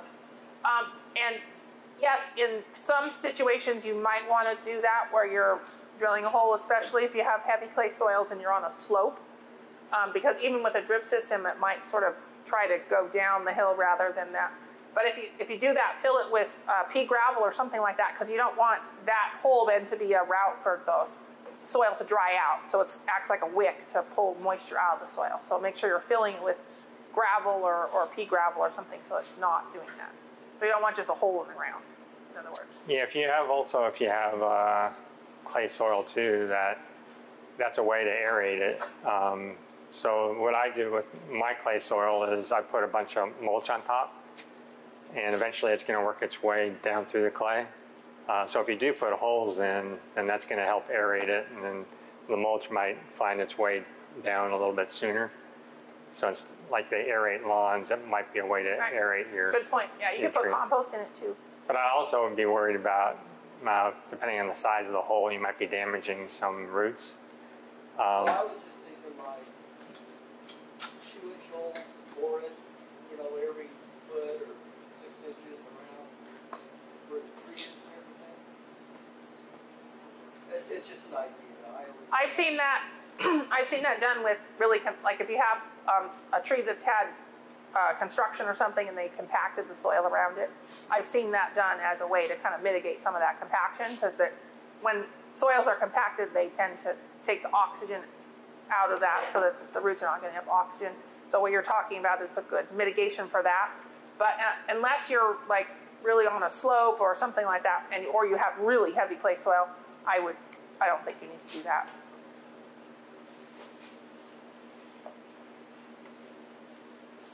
Can you talk about the installation techniques to that inline emitter tubing? I understand your diameter from your trunk, but my experience with just laying it under mulch, the birds just come and expose it all because it's a great feeding ground, and then it's all exposed, and then I do experience the smaller roots growing over it, so all that root exposure is now just on top of the soil. So do you dig that down 3 inches and install it? You could if you wanted. I typically like to put staples, landscape staples in to just kind of hold it down so it doesn't kind of float up to the top. And then I'll just reapply mulch over it. But you can certainly, the one with the inline emitters, you could bury it up to 8 inches under the soil. So you could certainly do that if you want to trench down and bury it with some soil. I was thinking about this when you were talking about the mulch, the layering of the mulch. Not only did I inherited redwoods, which again I don't advise planting. If you want something like redwoods, do like a deodar cedar, much more climate adapted, and you get the Christmas tree kind of look.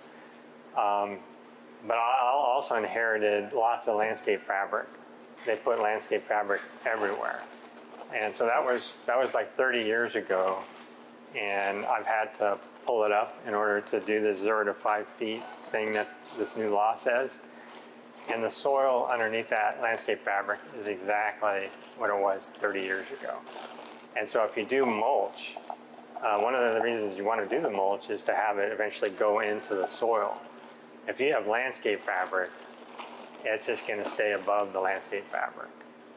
And so if you do have landscape fabric and you want to mulch to not only conserve water but also to improve the soil, you're going to have to take out your landscape fabric. And they put that in, I think, for weeds, but if you put enough mulch in, the weeds are going to be suppressed and they're going to be way easier to weed out. So I think most of the master gardeners are anti-landscape fabric.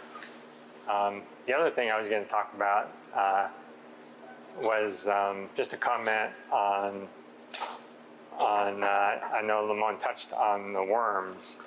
So if you're worried about taking your garden scraps out into the compost pile and have rodents or whatever and other animals attack it, I'm also a big fan of vermiculture, is just having it in your house. You can actually have it in your house and it doesn't smell at all. It's really, really convenient. We had worms for at least 5 years, and it was a way to not have to take it outside and worry about other animals getting in it. The worms loved it. It was a little extra work. You had to chop it up for the worms. But if you do it right, there's no smell, and it's just a great way to deal with your food scraps. The meat would be a different story, but that's a really good way to deal with your kitchen scraps. We had to get rid of them because at some point things weren't right, and then the flies came in. But if you do it right, it's great with your kitchen scraps. I think that's the solution to this new compost law. All right, thank you, Doug. I did want to point out, this is the calculator that Doug was talking about with Netafim. You can get an app for your phone, or you can just go to this, just type in, I just put into Google Netafim drip line calculator, and it brought me to, this is the first thing that came up, and you can just start to calculate and you put in your information there. So I'm also going to show you one through UC Davis that has a bunch of those sorts of resources as well.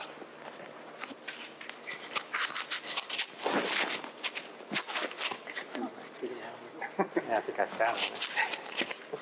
All right, let's take just a couple minutes break while we switch over to our next topic. So we're gonna switch topic. Whoops.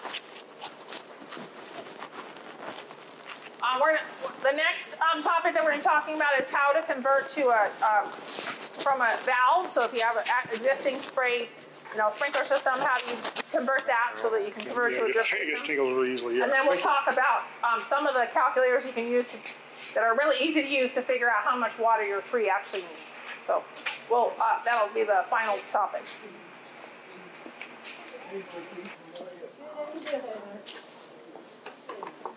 Oof.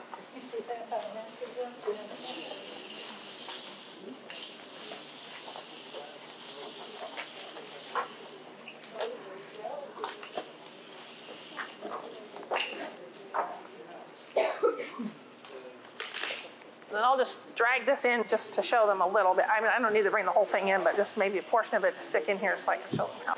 So I'm going to talk about how you convert your drip system over to, like your sprinkler system over to a drip system.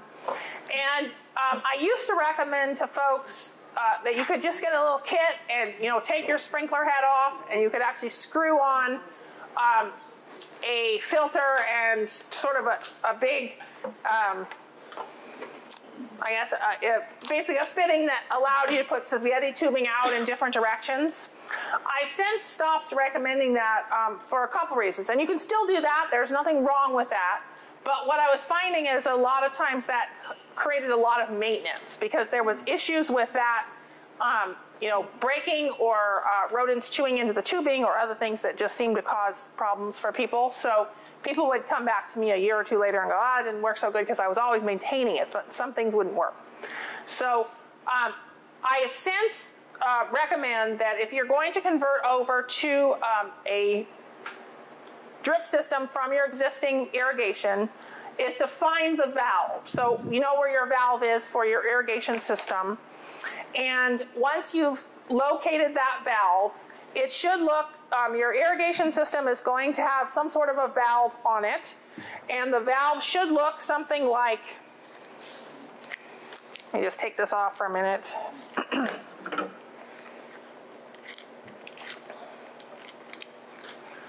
It'll be in a valve box like what's up there typically, and it should look something like this, right? You're going to have a valve in there. It may have different looks to it, but it'll be some sort of an irrigation valve. And then you'll have basically your PVC pipe coming from that. You can either detach that PVC pipe from that point, or you could even go out, like if it's going under a road or other things, like I was just looking at someone's landscape the other day, and their valves for their sprinkler system are on one side of their house, but the piping for their front lawn obviously goes under the driveway and then goes over to the front lawn. And I told them, well, just tie in on the side that's by your front lawn. You don't need to, try to run a new line under your, driveway and all that. Let's just put your drip components on that side, just put them in a valve box, and then you can run your drip right off of there. So realize it doesn't have to happen right at the valve is my point. It can happen anywhere along that. So you could have this and then have some just regular PVC pipe coming from that until you get to your drip components, or you could go right off of the valve. Regardless of that, what you're going to need in order to get your drip system to work is you're going to need a filter. And your filter can be a Y filter like this one. This has inside it a mesh screen that basically filters out all the sand and stuff and debris so that your emitters in your drip system do not get clogged. And that's the number one thing that causes emitters to fail, is that you get some sort of debris in them and that clogs them up. So you want to have a filter. It doesn't have to be a Y filter. It could be an inline filter like Doug was showing you. That's also fine. But it has to have some sort of filter. And then you want to have a pressure regulator. And the pressure regulator, how much pressure you need to regulate, is going to depend a little bit on what kind of drip system you're trying to run. So if you're thinking of running drip tape like Doug was talking about, you probably want to have a pressure regulator that regulates to around 10 pounds. But if you're trying to do like drip line where you're doing spaghetti or the little fine tubing is what I'm talking about with spaghetti, the smaller tubing where you're running off to little spray emitters, which I'll show you in a minute, you would want to regulate to about 25 pounds per pressure. If you're doing a lot of the Netafim tubing, you can regulate to 30 pounds. So it really depends on your situation, but the standard usually is around 25 PSI. You're going to regulate to that. So you have a filter, pressure regulator, and then what you need from that then is some sort of fitting to then attach to that pressure regulator to your tubing. And this could look a lot of different ways because there's several different situations of how this goes. So this particular one is going to this Netafim type tubing, which is this type of tubing. And it's this one is what we call a barbed fitting. So this goes in the tubing and you just press really hard and the barbs hold it in. You could also be going to some sort of, the standard kind of black pipe type of tubing that either is 1/2 inch or 5/8. And then that could be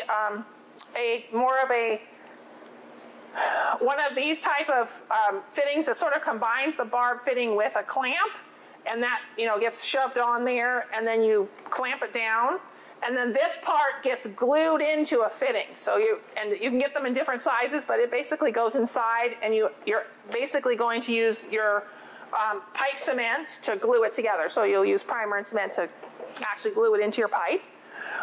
Or there are other ones that are adapters that go from that are similar to this system, but that will have a compression fitting on the end. And so this is a compression fitting.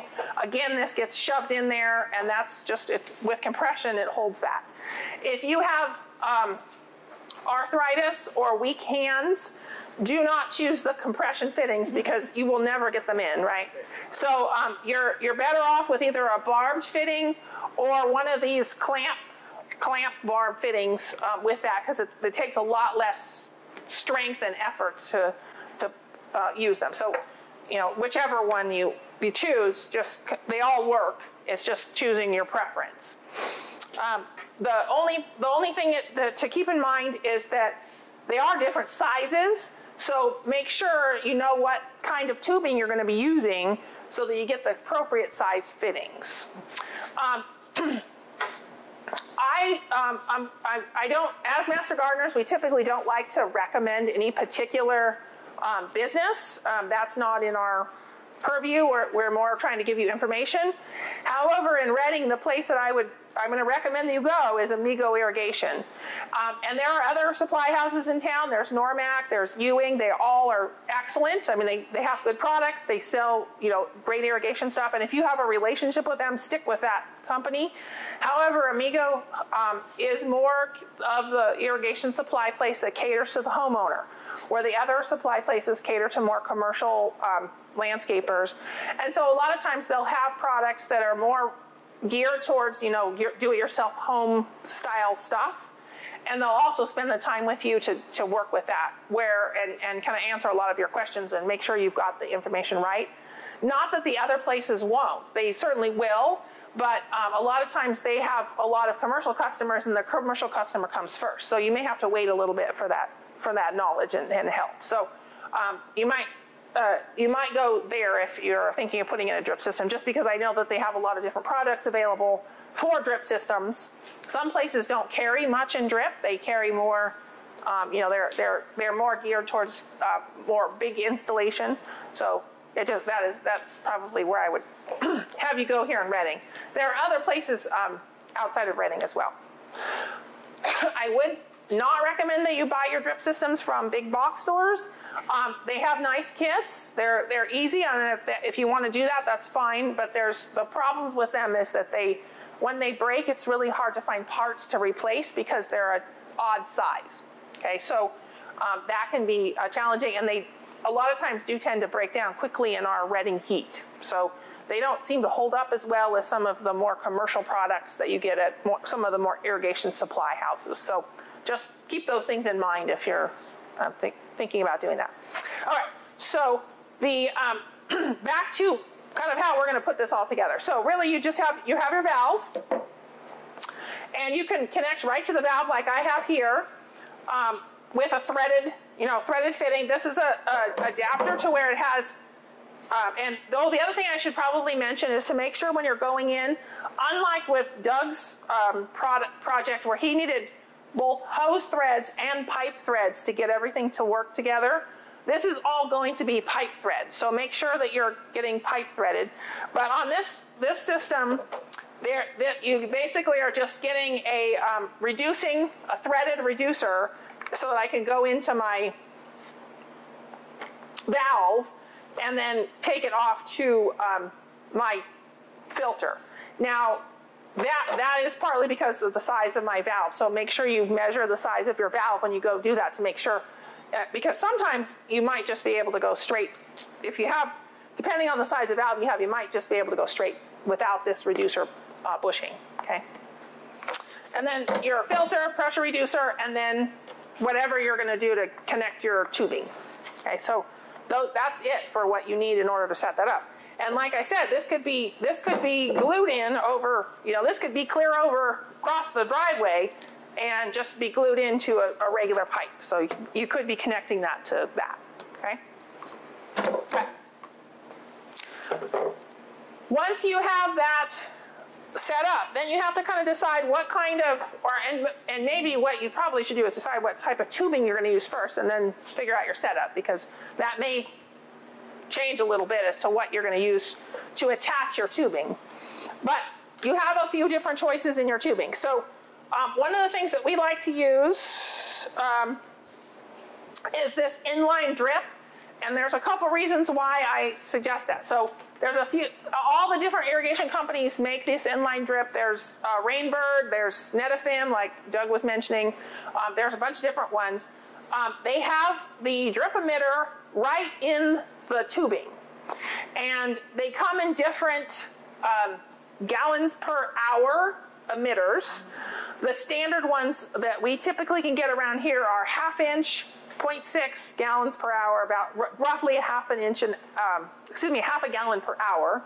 Or you get 0.9, which is roughly, a gallon per hour of water from each emitter.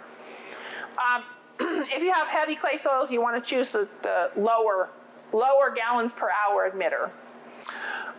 And then you can get distance between them. So sometimes they're a foot apart, sometimes they're 18 inches apart. You can get ones that are 36 inches apart. So you can get ones that have different emitter depths. I'll pass that around.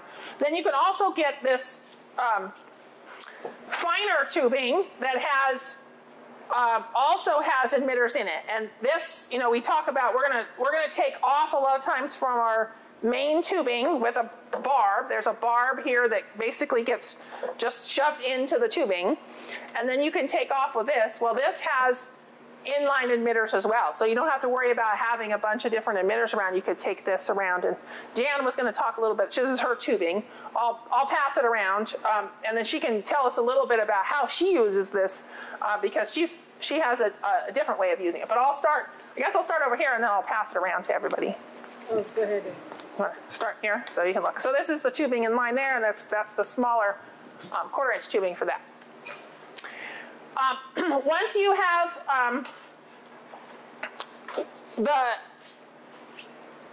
if you have a larger landscape area or a bed or something like that you're trying to put the tubing out on, you might want to build a header. So this is what we call a header, where we're going to have the supply line coming here, right? And that supply line could be coming from, this could be what I attach to this, right? Or it could be further out. I could have another, section of pipe or tubing to take it over there. And then I have what we call solid tubing, so it has no emitters in it, that are going to my other lines that are going to run off of this. So I have an example of this here where we put this came out of our shrub bed. I just drug it over. But basically you have these headers, and then we took one of the lines off, but you basically have your tubing then, and this is the tubing that has the emitters in it, is coming off of that and then running out in your bed. And you could do that with a garden where you just are running it through the garden bed, or you could have these running to different shrubs or whatever. You can make them as wide or as narrow as you like. Based on your soil, the recommended distance between these, where you're doing your tubing header, this length will vary. So it could be a foot distance between the two lines, or it could be 18 inches. It could be 2 feet. Realize when you're looking at this, you're looking at how much water it's putting down over that whole area. So if you have fairly heavy soil, you want to have these further apart. So you might have them a couple feet apart if you had a heavy clay soil. So that's basically what you would do, is and then you have the same thing on the other end. So you're basically creating a big, you basically have this big grid that goes over your area. And then what I like about the inline emitters is we can take it apart and roll it up and put it in the garage or storage shed or whatever, and then pull it back out the next summer if I'm watering a garden or something where I tend to stir up the soil and need to have the irrigation out of the way. So that can be easy. All right, and then the other thing that you could do, if you didn't want to do the inline emitters, is you can use this solid tubing. So this is basically just a roll of solid tubing. And then you need a hole punch of some sort. And I like this one because there's the kind where you can just kind of stab it in and go, but it takes a lot of effort. This is nice because you just put the tubing in it, And, oh, I think this is set up for the smaller. This one has has a little, oops, thing for different size tubing. And then you just punch the hole in. Once you get the hole in there, then you just use your barb.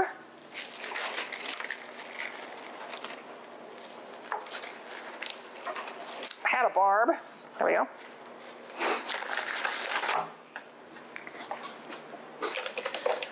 You have a barb on there that you're going to put on, and you can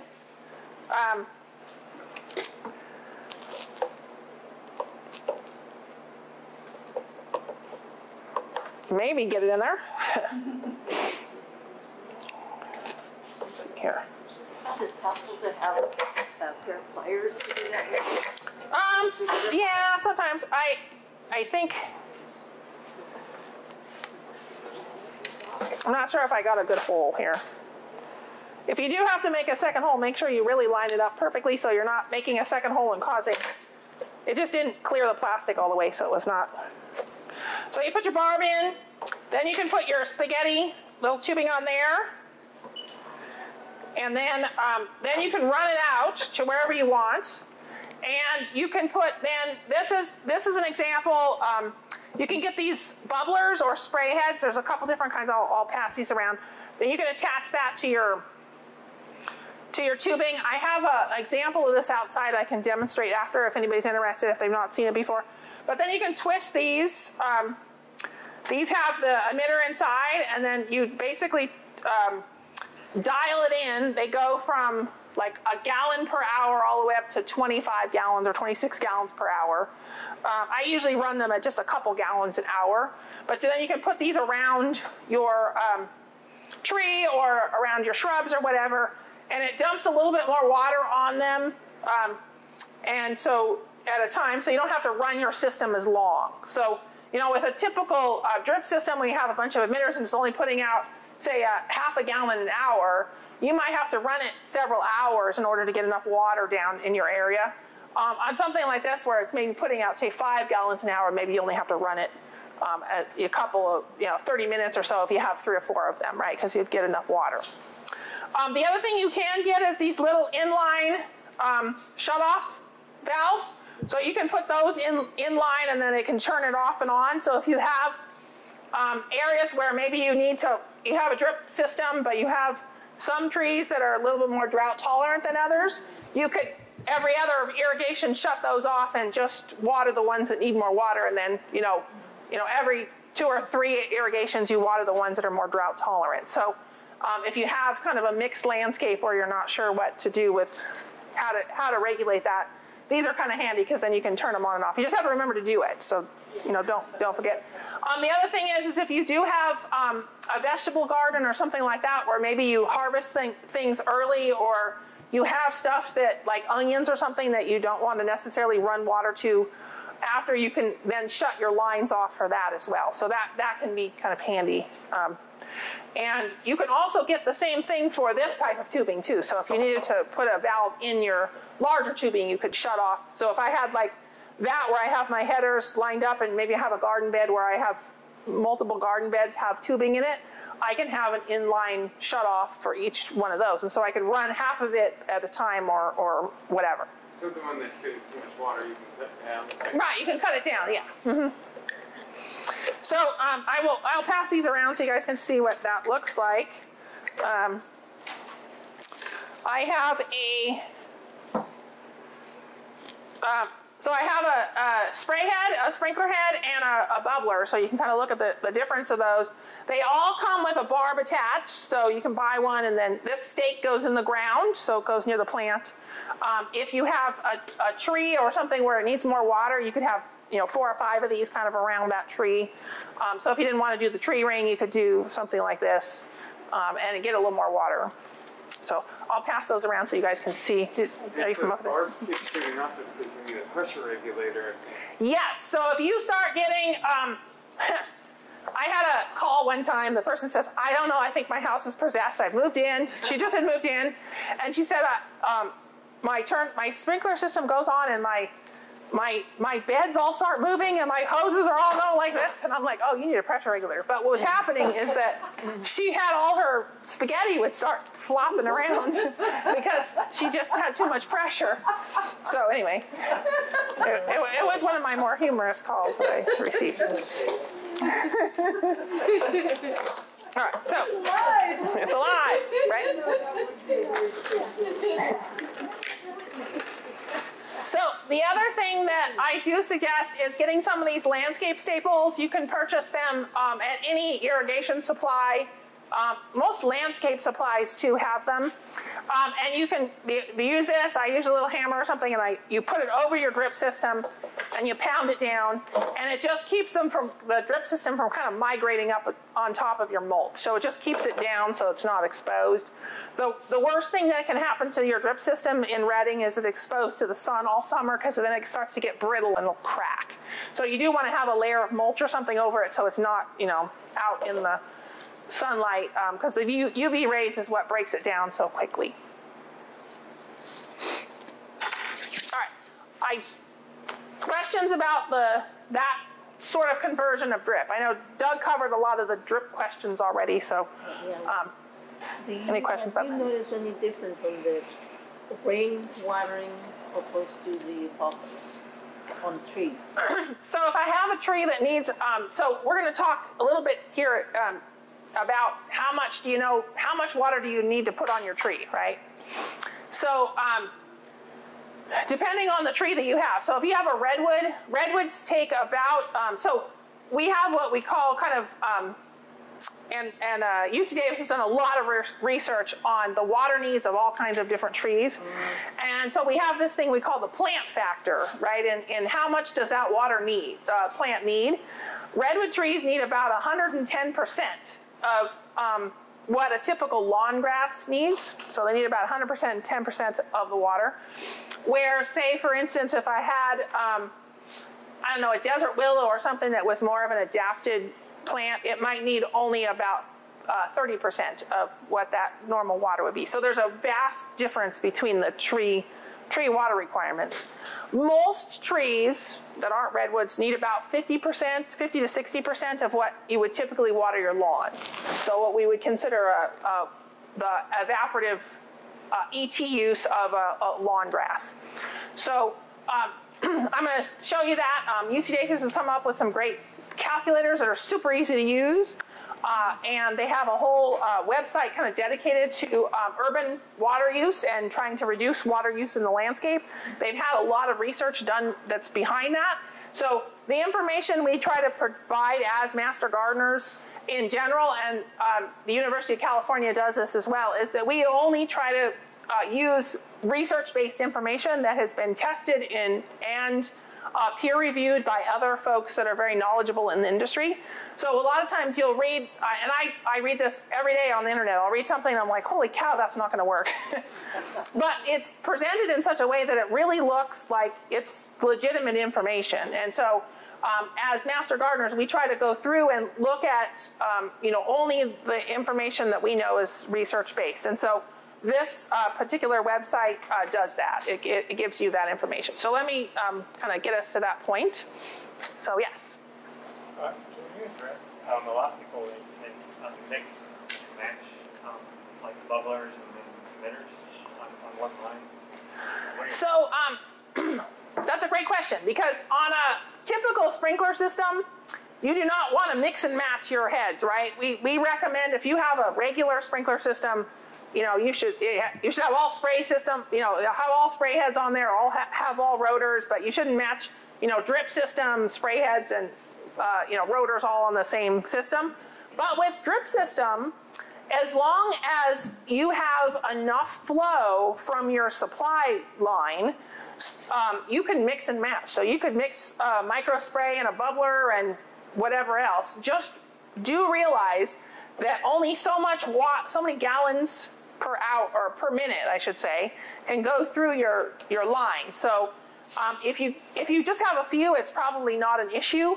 But if you have a large yard and you're doing that, you might start to see where they're not working effectively because you have too much flow going through your drip line because your emitters are using too much water. So, but certainly you can mix and match all you like. And that's perfectly fine, and it'll work well.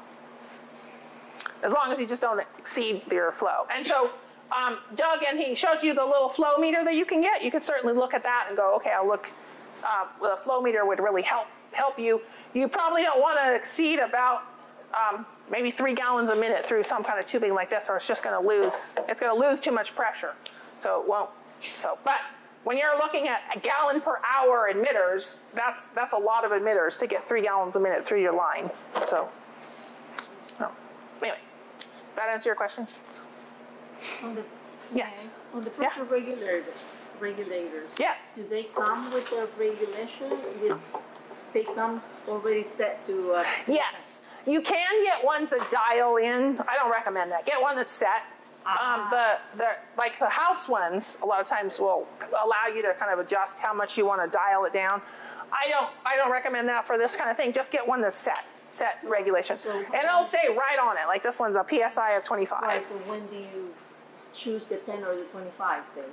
So for most drip systems, 25 is fine, unless you're going for drip tape or something like that where you know it's going to be really low water, then it'll then go for 10.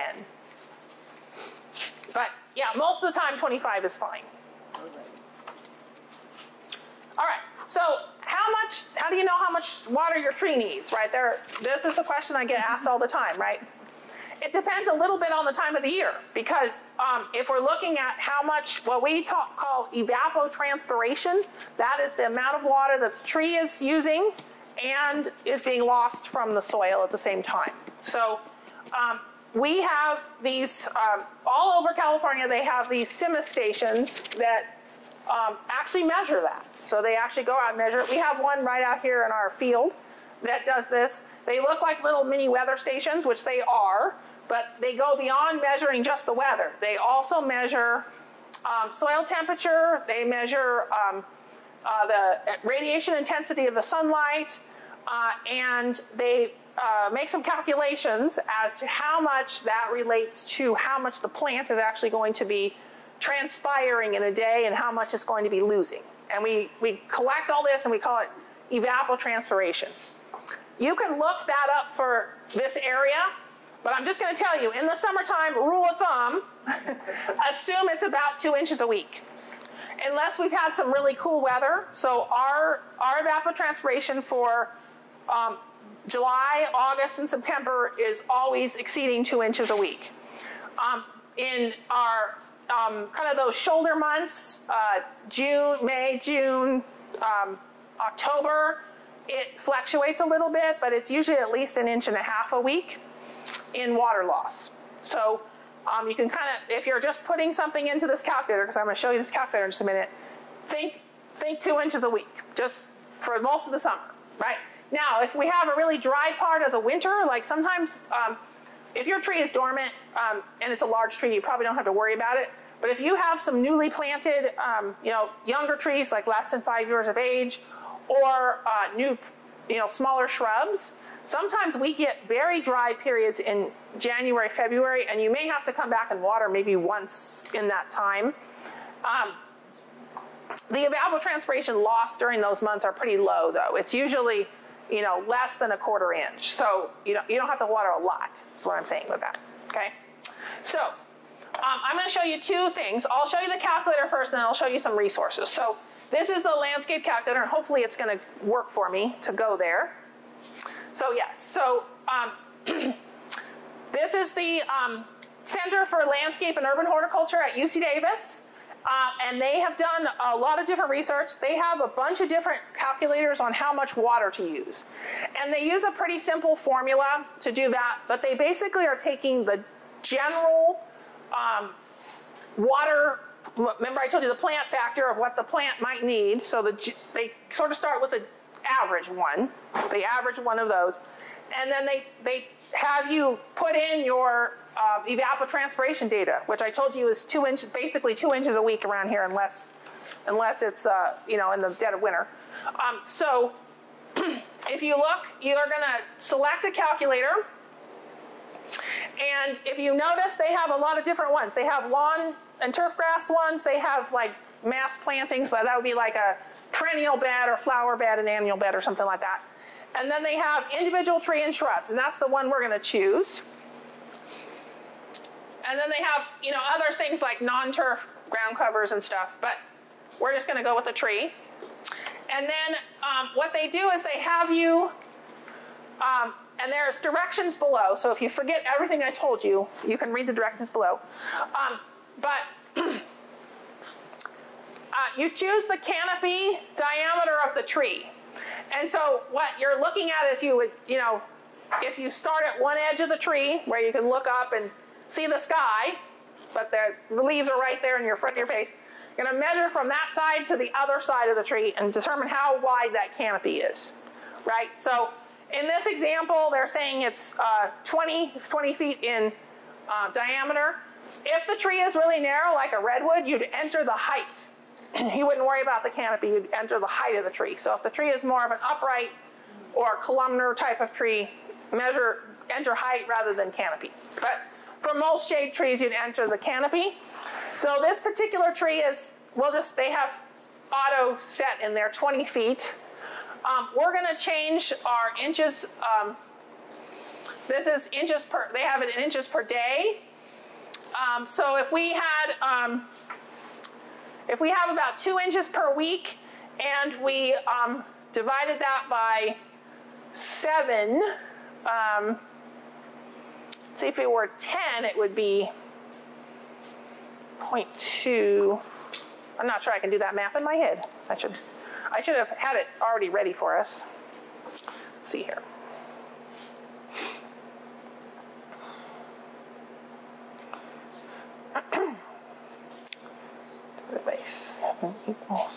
So about 0.28 is would be. So we're going to say 0.28.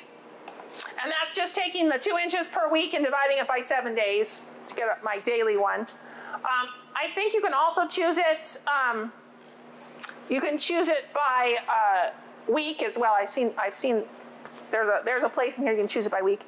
If you don't know, there's a spot where you can select your closest CIMA station and look at what the daily ET loss is for that.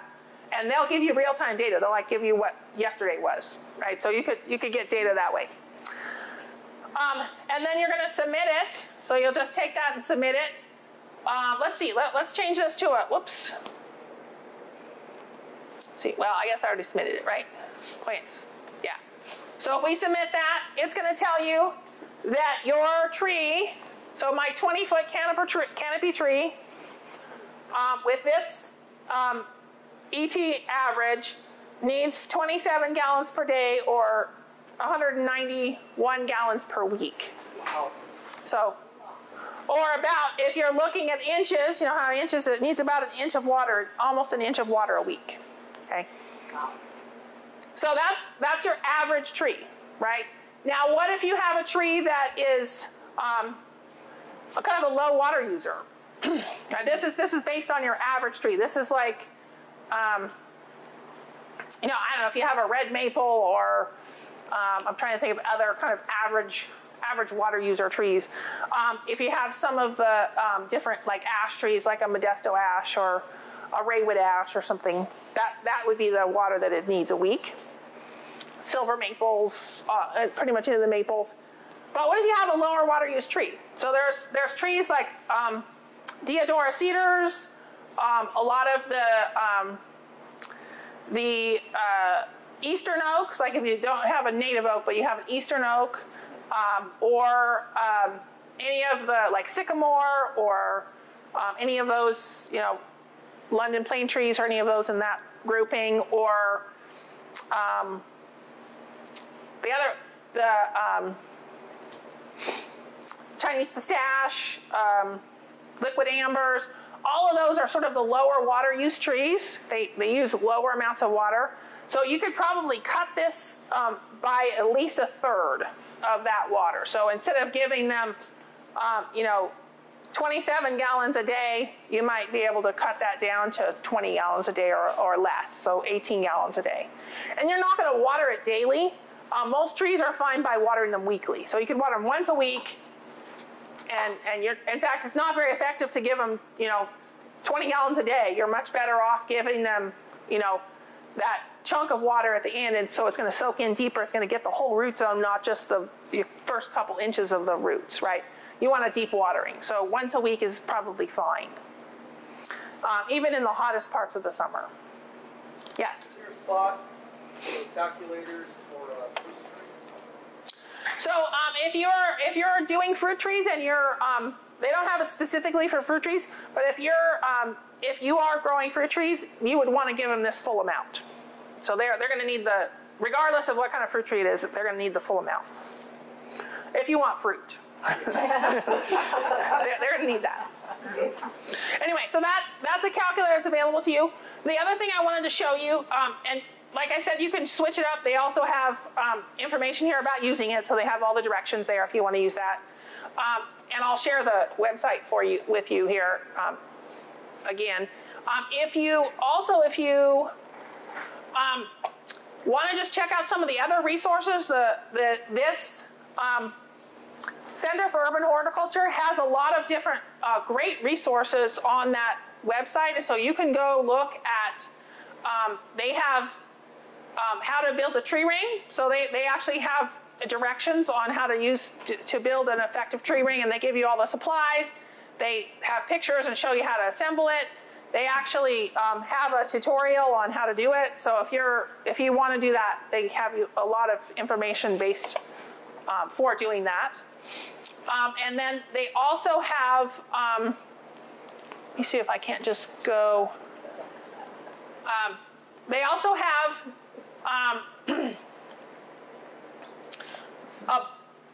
links to the Wookles landscape species. So if you don't know how much water your tree actually needs, you can go to that site. They have thousands of trees and shrubs and stuff in that site.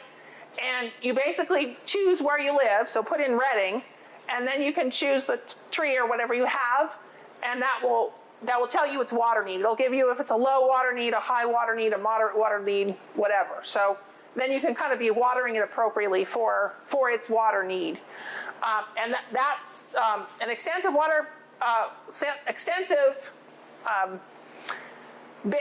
basically it's an extensive database of trees and by location, and it's easy to use. They have a very good way of doing that. And then this water conservation and efficiency information has tons of links to all sorts of water municipalities, other areas that have information on conserving water in the landscape. So if you need help with any of that, they have a lot of different resources available there. And that's the Center for Urban Horticulture at UC Davis. And so you can see they have a lot of different, they just have a lot of different resources here. Let's see. The other one they have, let's see, where was that was on here? The other one I thought you might find helpful, and we'll talk more about this in the spring, at our spring workshop, but they also have a list of their, what they call the Arboretum All-Stars, which are 100 plants that they have found to be water efficient, easy maintenance, and to grow well all over the state. We were part of that trial as they were doing that study, and they had plants from Reading to San Diego and in between, and they chose the ones that were the ones that did well in a variety of different climates and also are very low water use. They actually have trials where they don't water them at all over the summer, and then they evaluate how they look. So this is in Davis, so not quite as harsh as Reading, but still some of the pictures that they post of some of the plants at the end of the season, they're looking fabulous, and they have not been watered all summer, or some of them got maybe 2 or 3 waterings for the entire summer. So really is amazing how well they can perform. So the right plants can make a big difference. All right, questions. What questions do we have? Yes? So I'm thinking about newly planted fruit trees. Mm-hmm. And I'm trying to water, and I've got a little kind of basin area, and I'm doing the mound because I have clay soil like you suggested. Right. So I'm mounding them like this. But I'm watering most trees once a week. I don't think that that's going to work for my giving it. So newly planted, that's a good point. So newly planted trees, you might have to water them 2 to 3 times a week, depending on your soil type. If you have a heavier clay soil, you probably could go longer. If it's more sandy, you probably have to water more frequently. But yes, trees that are 1 to 2 years old are still going to need fairly regular watering. And I wouldn't say, I would start your once a week watering now while it's still winter, to kind of, as you ease into the summer, you're gonna kind of get them. Over the winter, they're obviously going to have time for their roots to kind of establish and grow, because hopefully we get regular water through the winter. And then in the summertime, if you've been watering them every day, you may need to kind of wean your landscape to stretching it out between that. Because you need to have time for them to grow roots out to where they are not, if they're only used to getting, they're getting water every week. I have probably the most extreme example that I've ever seen is, a few years ago, I was at an irrigation workshop behind the scenes at Disney World in Florida. And I was with these horticulture professors from all over the U.S. And and I was teamed up with this other horticulture professor who was from the University of Mississippi, I think. Anyway, so we were responsible for measuring the root depth of the turf. And so I went out first and did that. And I came back and I said, the root depth is 1/10 of an inch. And it really was. There was like no roots. It was beautiful green, lovely lush turf in front of one of their hotels there on Disney World. And there was just like no roots. It was like the roots were so small. And so this other professor goes, you didn't do it right. And so I'm like, okay, here's the probe, go look. And he came back and he says, you're right, there are no roots. He was just floored. He's like, there's just no roots. But what was happening there at Disney World is they watered it every day. Plus, it rains every day in Florida in the summer. And so this lawn never had to establish any roots because it gets watered probably twice a day, from rain and from their irrigation. And so it had no roots.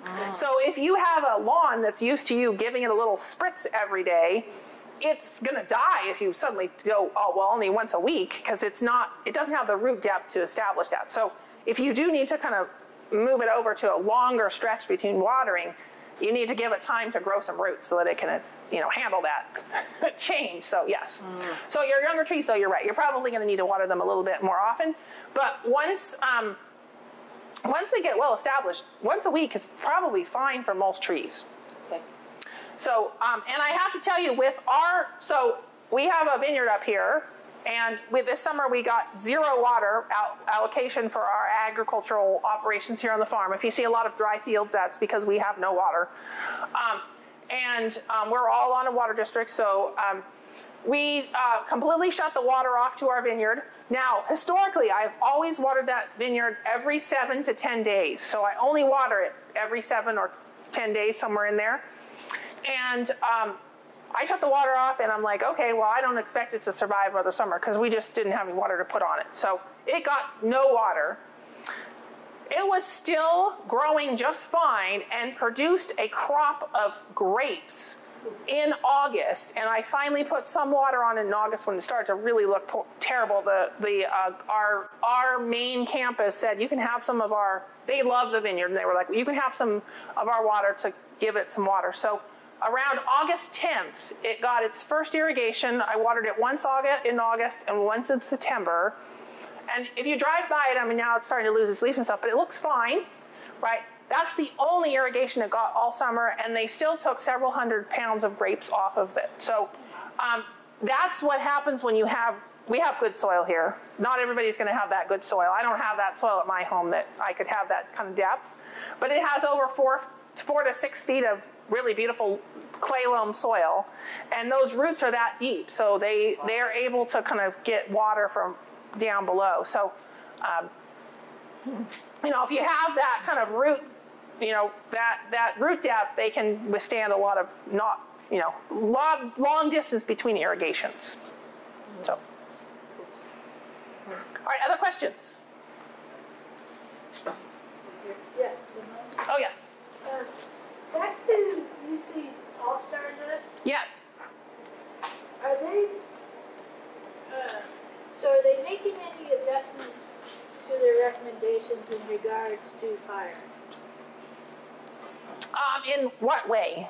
Well, Like as far as like, is it a fire-resistant plant or? well, not, I mean, that a plant over the summer doesn't produce a high fire load due to dieback or conservation of its. Oh, I see what you're saying. So, sort of. Because all of the plants on the list are low maintenance. And so typically if a plant produces a lot of dead material, that means it's got to be maintained, right? You're not going to want, because they're evaluating the landscape as if it's your front yard plant that you have everybody that comes to your house sees and you want it to look good, right? So they're not recommending plants that look bedraggled. I mean, we had to score them on how attractive they were every couple weeks, all through for a whole year. We had to look at them all, 12 months of the year. How did it look in all these different areas? And, sometimes in the wintertime, if they're a dormant plant or something, they're going to look kind of blah. But we had to score on how much maintenance we had to do. And in fact, we were not allowed to do any sort of maintenance for the first year. We had to we had to take pictures and upload them in this study to make sure that they, were performing. But the plants that they finally selected for their kind of 100 recommended list were plants that required very little maintenance. So that would be that they didn't produce a lot of dead material. So in that, but they don't really specifically spell out that, this is a lower fire danger plant or something. But they do choose ones that are low maintenance. So if that helps. What is that list called? It's the UC Arboretum All-Stars. And we'll go over more of it in our spring workshop, but if you're wanting to get a jump on looking at, if you're installing a new landscape or something, you might look at the plants that are on that list, just because those are the plants that were really low water users. Any other questions? Yes? I was going to make a recommendation. I know you talked about leaks and, where your water's running for hours or days and you don't know about it. There's an application called Flume, F-L-U-M-E. It's a device that straps onto your water meter. We have that. It's great. Yeah. And you, all you need is that your water meter is about 300 yards max to your house so that the Wi-Fi signal can communicate. And the application allows you to look hourly, by day, by month, by year, at how much water is going through your system. And you can kind of match that data up with the gallons to your water timers. And so you could see if your timers are going off longer than they should be or whatever, right? You can actually set alarms on there, and no matter where you are, you get a notification and you can call your plumber, go look at my irrigation unit if you're away. Right. It's very good. So that's an excellent recommendation. I also think that you should shut everything off, at least, and we're going to talk about this in our spring workshop, but shut everything off in your house and go check your meter and make sure that it's not running, because that'll help you catch leaks as well. So if you know everything is kind of shut off, but your meter's still chugging away going, that and some of you may be able to no longer read it from the meter box. You have to go online and look. It depends on which district you're with. But that's a good thing to look at a couple times a year just to make sure you don't have, just a slow leak somewhere that is losing water. The Flume application's great, especially with an alarm. My neighbor was away and I suddenly was getting all this irrigation water in my yard. I'm like, And I thought, that's really odd. And so then I realized that she was away, and it took me a while to even get a hold of her.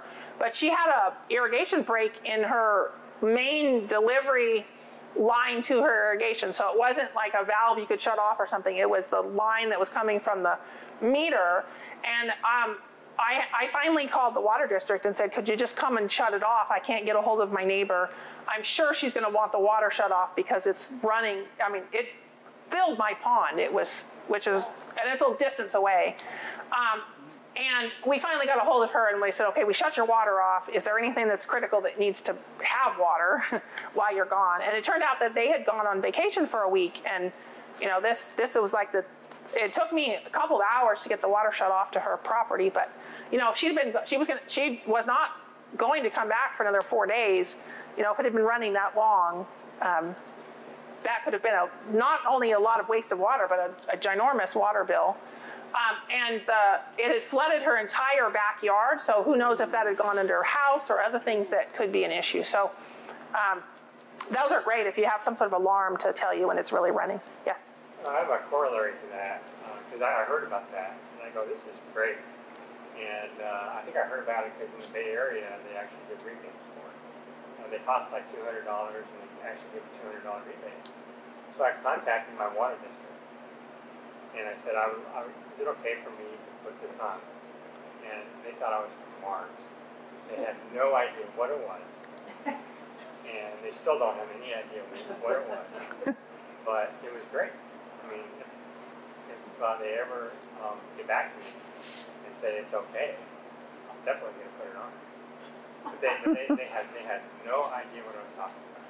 What water district are you? We didn't ask. I don't think something like that, if you're not interfering with the operation of the valve, you shouldn't have to ask permission. Well, when I asked them, they said, no, you can't do that. Oh, really? We have to okay it. Well, if they don't If they don't know what it is. Well, they're gonna, when they read the meters, they're gonna see it. Right. And who knows what they're gonna do. Yeah. Well, make sure that it's a good idea to ask, but yeah, most of the time they're not going to care. If you're trying to do something to save water, they're probably going to be on board with that. And that was my whole point was, this is to save water. And they go, oh, okay. Well, maybe it is a good idea. But we're way behind.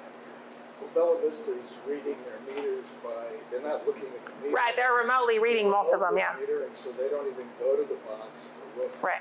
But most districts do that, so. Yeah, so in my district, I actually caught him. He was watching, looking at the meter, and I asked him about it. So that's how I found out that they still come and look at the meter. Some of the smaller districts may do that. So. But yeah, I told it. And the other thing too is, this happened to me is I turned everything off. I went down to the box, and it was still, the wheel was still going around. And so I had to go around and find out where the leak was. And so one thing that I've been doing over the years is I've been putting valves wherever I can.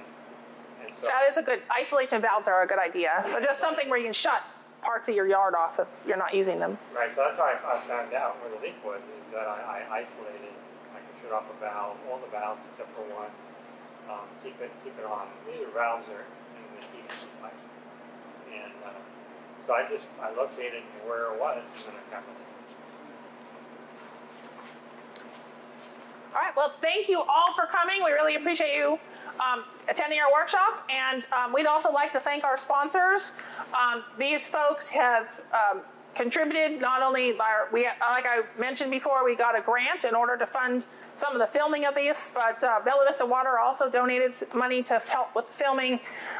And then the California College Corps has supplied 2 students to work on this project. So they're very instrumental in getting these workshops together. So, and then of course Shasta College in allowing us to use the facilities and supporting us with all the marketing. So thank you.